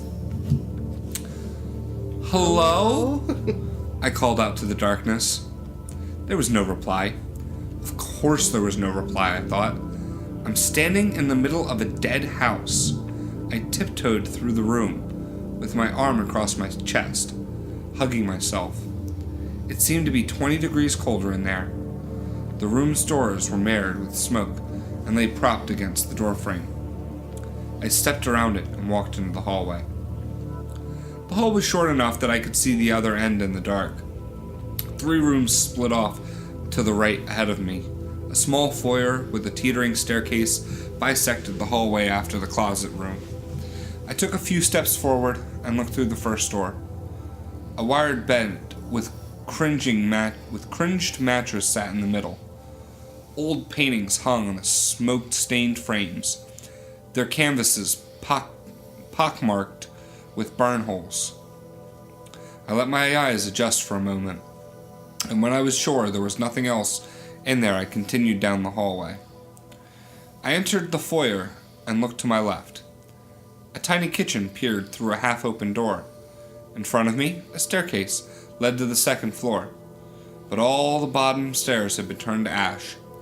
I looked to my right, and a man stood in the doorway, holding a large blade. My heart stopped for a moment. And then Steven said, "Well, did you find your boogeyman yet?" I wanted to say he was standing right there, but I shook my head no and continued forward. The light from the front door illuminated the flooring in front of me.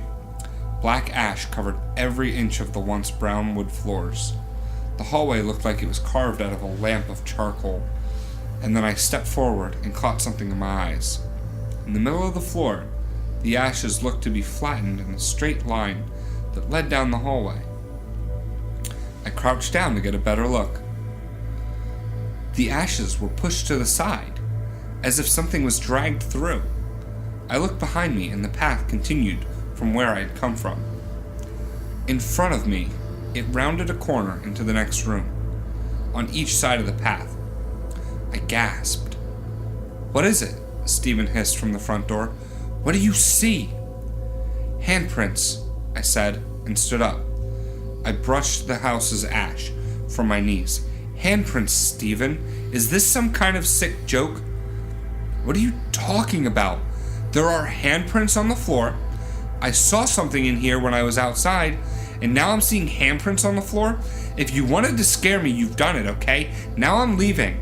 I walked towards the door, but Steven didn't move.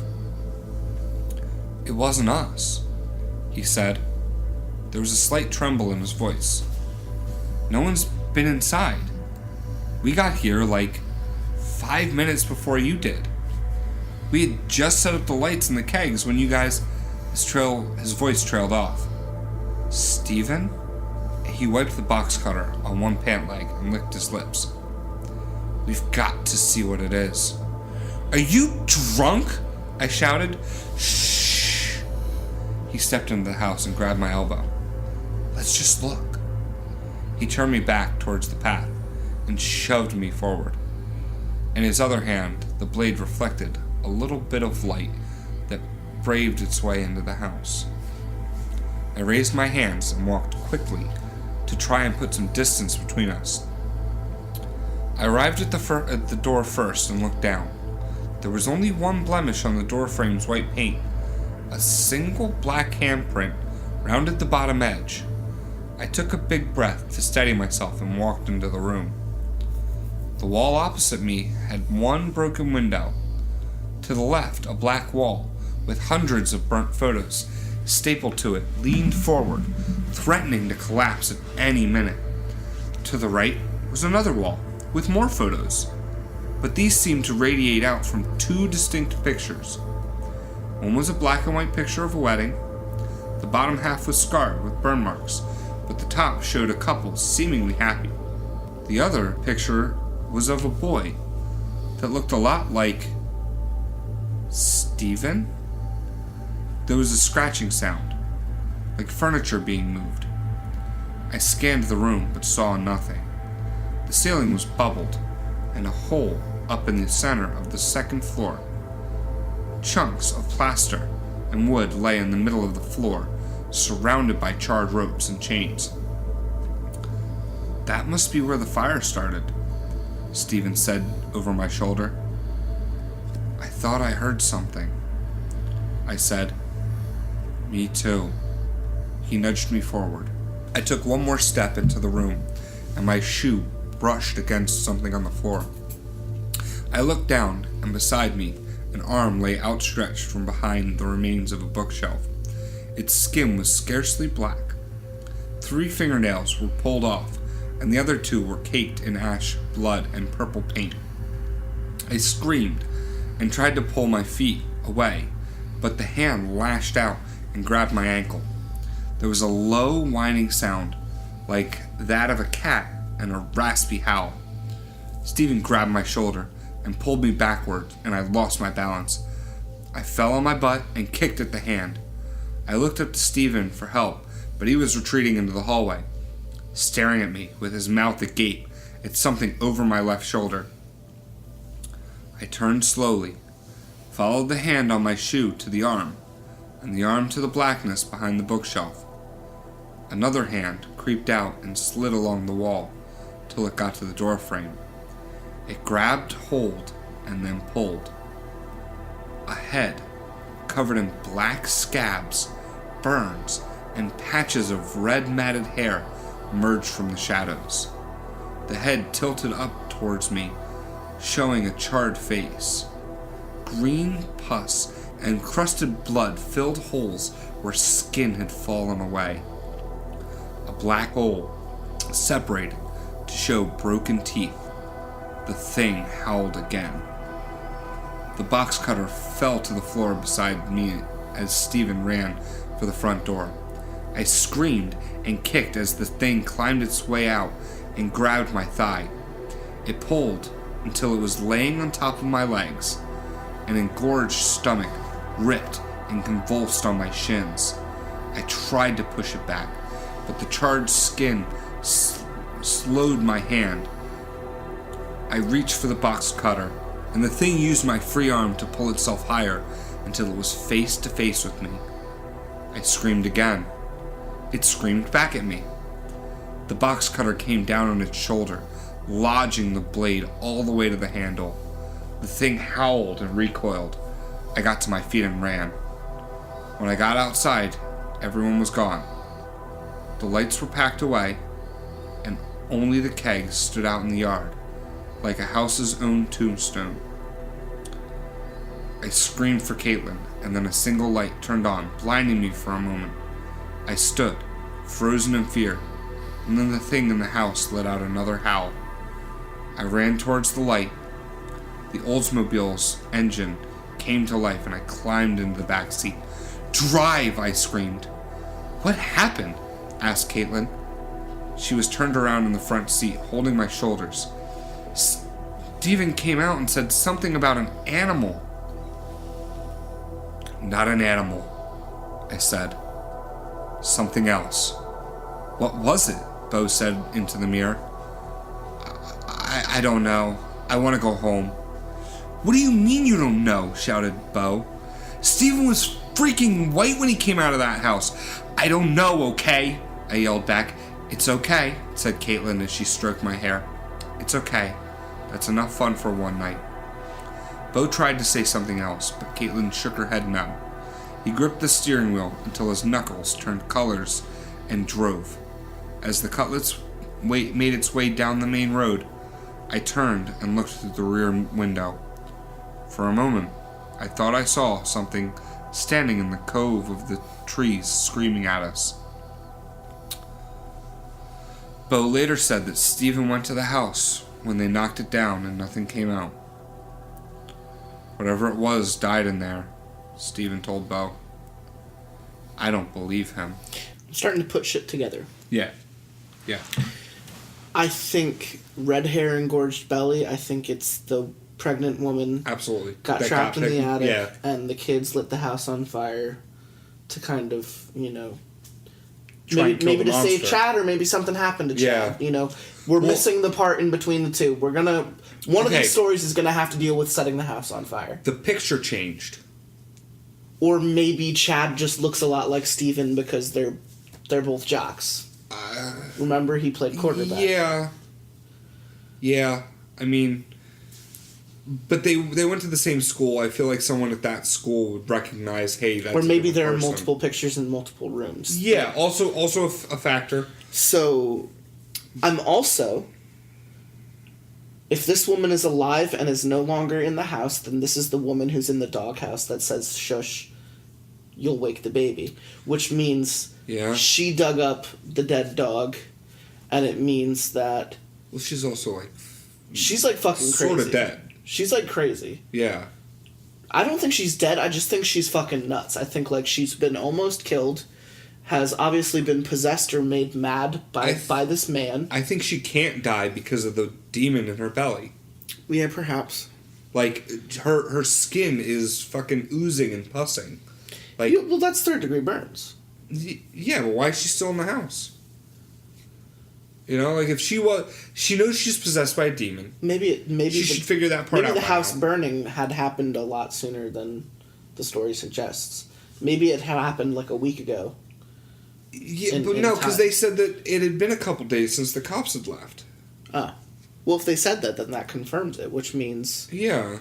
Which means she was just in the house somewhere. Or at least a day. Couldn't get out. Yeah.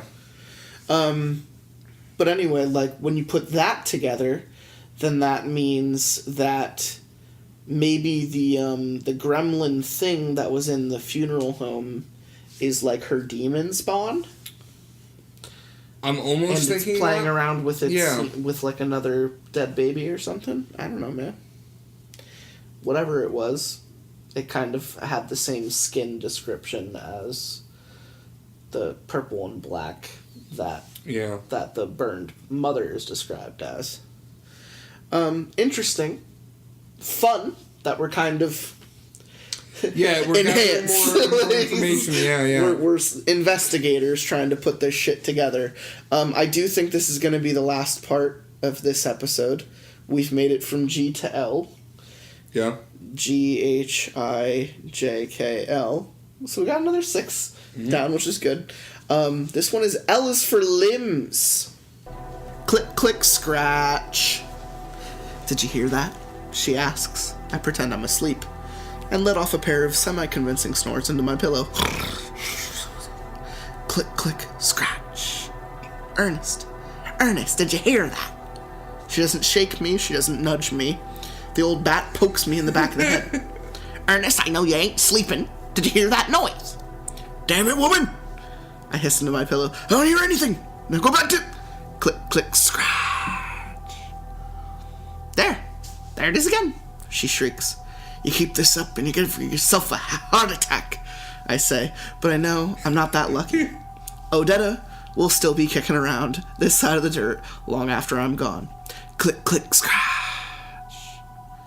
She pokes me again. Aren't you going to check it out? No. Why in the hell would I do that? I roll over to face her. It's probably just the wind rustling them trees out front. Now go back to sleep, or at least shut your mouth so I can. She opens her mouth to say something, thinks better of it, and then lays her head back down on the pillow, with her lips pursed. She's quiet just long enough for me to slip back into whatever dream I was having. Click, click, scratch. She's shaking me this time. This woman will be the death of me, I think. I open one eye, she's too damn ugly at night to get to, and lay on my meanest of glares. Her brown skin is practically gray in the near-dark room. Fuzz from the tiny TV on the dresser splashes bits of color onto her terrified face. Ah, hell, she really is scared.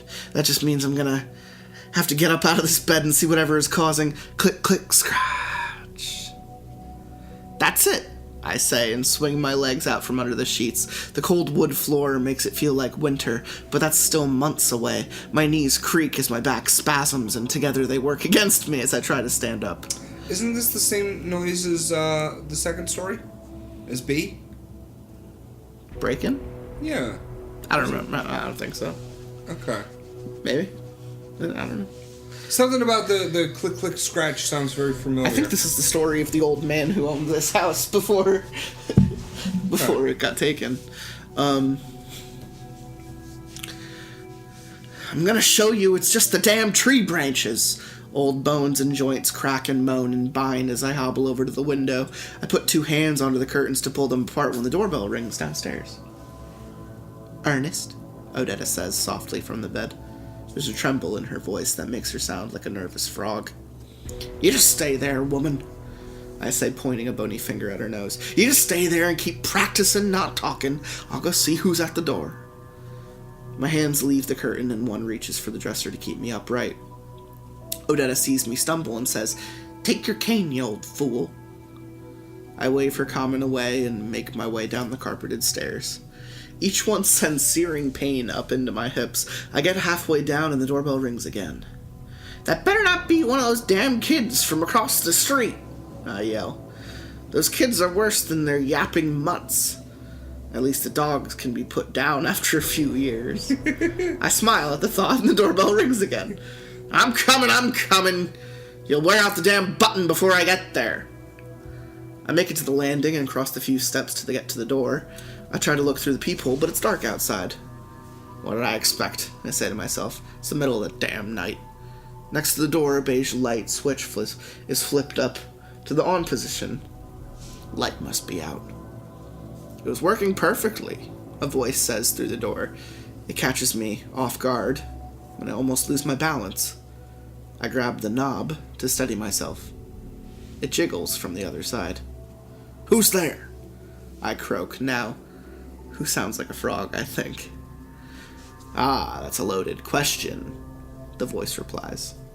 I look through the peephole and I see nothing. I flip the light switch a few times and then look again. Still nothing. "Did you break my bulb? 'Cause that's destruction of property or something like that, and I got a nephew who's a lawyer."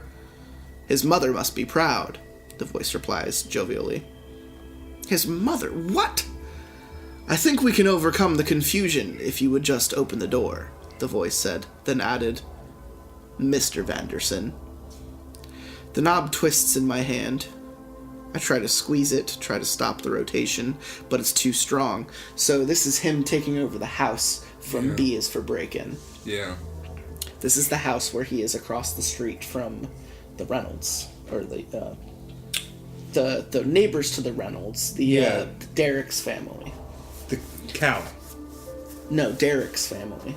Isn't Derek Cal's son? Junior? No. Okay.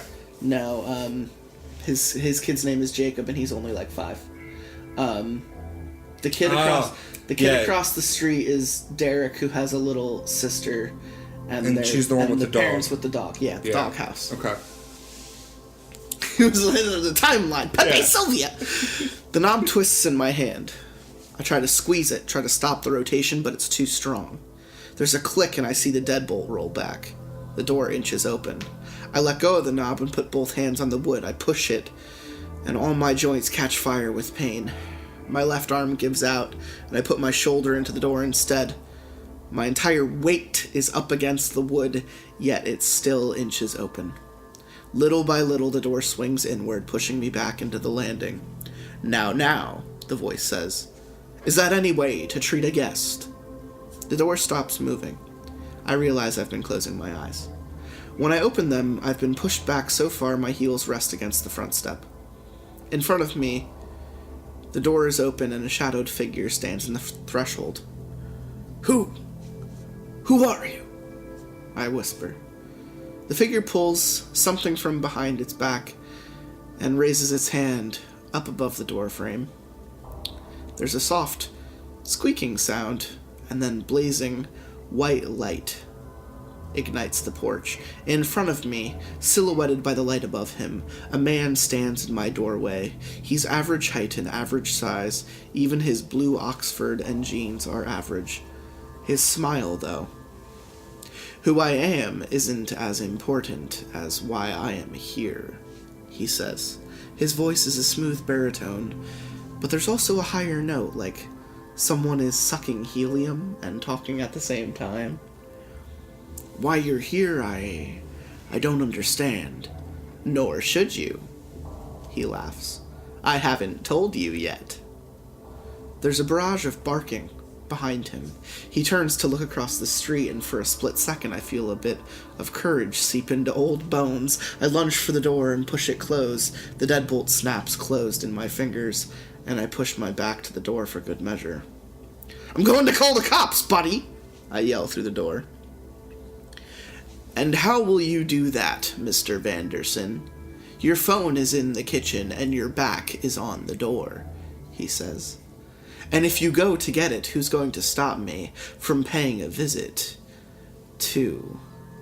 There's a pause. Click, click, scratch. "Mrs. Vanderson," he laughs. My blood turns to ice. I'm running up the stairs, actually running. I haven't moved this fast in 20 years. I make it to the top step and my lungs feel like they're going to burst through my chest. I turn the corner and rush into our bedroom. Odetta is lying in bed, the sheets pulled up over her head. "Stay there," I yell. "You hear me, woman? Do not go downstairs." She doesn't move as I run to the window. Click, click, scratch. "There's some idiot downstairs trying to break in," I say. "Call the cops, will ya? I'm going to see if he's still out there." I put both hands on the curtains and ready myself to open them. My hands shake. She's dead. "Odetta, you hear me?" I turn. She's still under the sheets. Oh, shit. "Will you get off your ass and call the cops?" She doesn't move. "Can't depend on a woman in a firefight," I grumble. Click, click, scratch. I fling open the curtains and immediately clutch my chest. My heart stops for what feels like an eternity. Sweat forms on my brow and drops into my eyes. No! I gasp. Click, click, scratch. Outside the window, the man stands, tapping on the glass with perfectly groomed nails. Click, click, scratch. I want to live here, he says with a smile that distorts his face. This is my house now. I pull the curtains shut again, but before I do, the man tilts his head to the side as if he's studying me and winks one blue eye. Click, click, scratch. I rush over to Odetta's side of the bed and dial 911. I tell the operator there's someone outside my house and hang up. I reach over and pat her shoulder. She doesn't move. It's okay, he's gone. I lie. With shaking hands, I start to pull the sheet back. Gray hair feathers out onto the pillow. Odetta? I pull the sheet to her shoulder. Her eyes are closed. There's a small smile on her face and her head is twisted around, opposite her body. Gnarled and broken arms curl up under her pillow as 2 droplets of blood fall from the corner of her eye. Click, click, scratch. Oh, shit. So he's got some serious voodoo powers, man. Oh, yeah. So that's how he got the house. Interesting. Yeah. You know, every time we make a step forward in the timeline, we have to go back and kind of get a step to bring it all home, but we're learning a little bit more. I'm glad he made an appearance this episode. I was worried he wasn't going to. Can't be a Randall Flagg and not fucking show up in one of the parts, you know? At some point, I think I'm going to listen to all these and make notes. Well, you know, like, yeah. Every time we're going to record the next one, the previous one is going to be out, probably. Yeah. So, you know, it won't be hard. You can definitely go back and listen to the first one. I'm able to make connections because I got to listen to this, like, 2 times before it gets and I think online. If I have, like, a couple quick notes, that also helps the introduction. Yeah. And then it helps people stay on board. Because then we know what we're talking about instead of saying, so maybe we should do a recap in Yeah. episode 3. Yeah. Just go quickly back through the letters. You know, it'll also be a memory test. Like, well, what happened in that part? You know, A is for Alzheimer's. Cal visits Cal Sr., his dad has Alzheimer's, talks about his brother poisoned people in the town. And he's late for dinner. B is for break-in. We find out that this guy is at the Vanderson's house, but he's not the Vanderson, kills Derek. C is for cremation. Is the girl who works at the funeral home, but there's weird shit going on at the funeral home.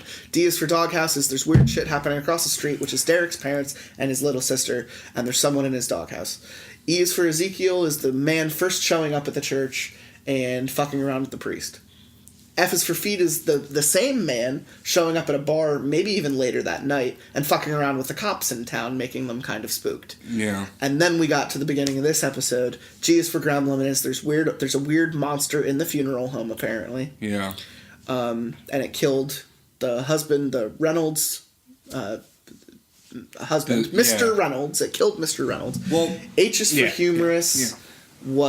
It was talking about the bone. We find out that there was a house off property, some old house, some cabin in the middle of the woods where evidently this freaky guy had been living when he was targeting this city and kind of planning things out. And he had captured a pregnant woman and put her in the attic. Yeah. And they kind of like saw him, or maybe they saw the monster, whatever, but they saw something. I is for in is the story of the pregnant woman eventually ending up in that house, I bet, because she is having a baby from an affair, you know, an out-of-wedlock child. Yeah, allegedly. With Cal, who is the son of A is for Alzheimer's. If not a demon. Maybe a demon baby, Spawn. You know, Rosemary's Baby. Yeah, he's the only human that this baby could have been a thing, but like a demon could have been placed inside of her at any time, and it just kind of matches up time-wise. Sure. It makes the most sense. Yeah. J is for Junior. That's we find out about A is for Alzheimer's dad, senior, Cal Senior, and having two twins. children, but one of them is a girl named Greta who we haven't met yet. Or maybe we have. If they got their like name changed, or if it's like a sleight of hand or something. If it's like the monster. Oh, perhaps. Yeah. Like. Oh, that's true. Another long shot, but sure, worth the stab in the dark though. And then HIJK. K was the house in the keg. It was the party. And I kept wanting to say Caitlin, and I was like, that's definitely not it. But that still helps. Yeah. So they're twin girls that go to the same school as Derek, Chad, and Steven apparently.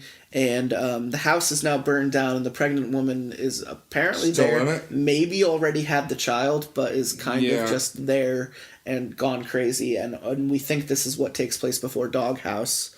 And we think she escapes the house and ends up in Doghouse. Mm-hmm. And evidently something had happened in this house to make it be lit on fire in between... Yeah, H is for humorous and K is for keg, which I'm hoping we get to at some fucking point.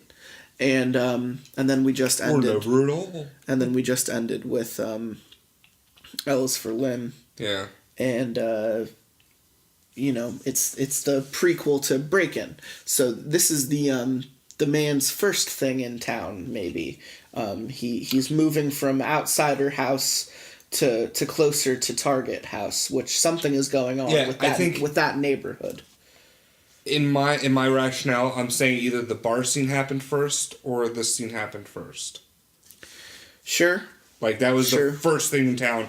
Is like, okay, the first thing and again, this might be me looking at it from my perspective is I'm in a random town, the first thing I'm going to do is find the bar. I'm sure there might be days we're missing that we're just not thinking about, like there are there was this thing that happened in Baraska, and just to get off topic for a little bit, there was this thing that happened in Baraska where like a character said like a really insignificant line, and then like 80 pages later it turns out to be like the key to understanding like the entire fucking story, and we just didn't think about it. Yeah. So it's really interesting that like, the timeline might already be there. Like the first thing he might have done was walk into town, go to church, immediately go to the bar, fuck around with the police, and then end up at the Vandersons' house that night, after murdering the fucking dentist or whatever. So, like, there's a ton of shit that could have happened. Mm-hmm. But ultimately, I think it's rather insignificant because they're still going... We understand what he's doing. There's still something happening. Yeah, like... We don't know where the rise or the fall of the action is yet, but it's...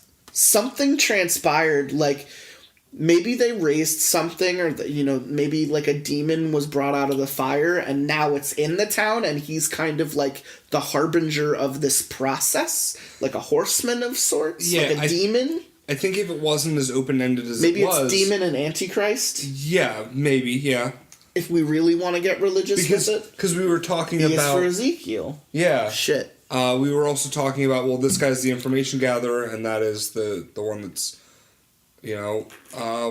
taking out the actions. Sure. Yeah. Sure. I don't think if it wasn't as open-ended as it was, it wouldn't be as intriguing to me. Like, I like going through the story saying, what can I predict? What is absolute bullshit? What is, like, me shooting from the hip and going north instead of south? Like, what can I actually understand preemptively? Oh, I did just remember the old man Mackey who owned the old cabin off property but went missing. Old man Mackey was in the church service in E is for Ezekiel, and he is really old. So maybe this guy just goes from old person house, like easy target to kind of just get closer to his targets. That's definitely a thing. Whatever's happening in the Reynolds neighborhood, like Derek's neighborhood, is not the same thing that happened in, like, what happened at Mackey's house. Like, they're two different events, but I know that they correspond. They have something to do with each other. Yeah, they said the pictures in the cabin were of that street. Yeah, were of the Reynolds Street. Yeah, it's fun, and I know, like, you're the type of person who's trying to, like, Westworld Game of Thrones this shit, try to put the pieces together to hopefully, you know... Actually, I was talking about that earlier today, and it, like, brought it up in my mind. You know, obviously I watch Game of Thrones. Most people in I am the target market for that type of show. Shame. Dragons are the coolest thing in the world. Yeah, man. Well, technically, they're wyverns. So, in the book, every single chapter you change the perspective of. Yeah. And that's very similar to what's going on here. Like, every single chapter is a different We just don't narrator. have, you know, an entire chapter of some old fuck talking about a family crest. Yeah.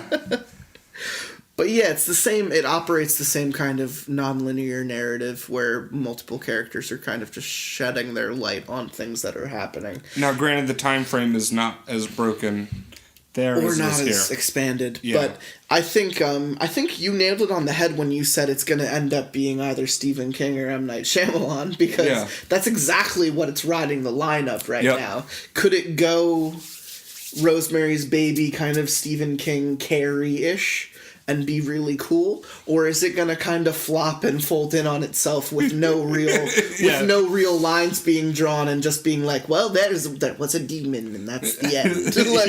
like no answers. Just the demon is actually a clown. I got you. Well, that's a fun joke because that was it with Stephen King. Well, he was on cocaine, so he was on coke, so he gets a pass on it. And then all the kids fucked in the sewers. No, let's not get it. So how do you feel about ABCs so far? I'm really liking it. I definitely really liked it after the first episode, but I was much more hesitant to say that I was liking it after the first episode. I was like, this is definitely something that is intriguing me. It's definitely something that I'm into. Is it going to go a way that I want it to? We'll see. After this week, I'm definitely like, yeah, this is like, it's pretty something well put we together. Can continue to feed into, bite into. I'm definitely hardcore. Whatever happens at the ending happens at the ending, but we're there. I'm in it to win the ride. Yep. Yeah. Now it's just a matter of putting the rest of the timeline together. So let's do MNOPQRS next time. Let's try to do like 7 and then leave the back end for the final episode. Yeah. You know, that's the next goal. But you know, we'll see you in a couple episodes before we do that. This was Lotsa Pasta episode 120 with Where Am I? Where am I?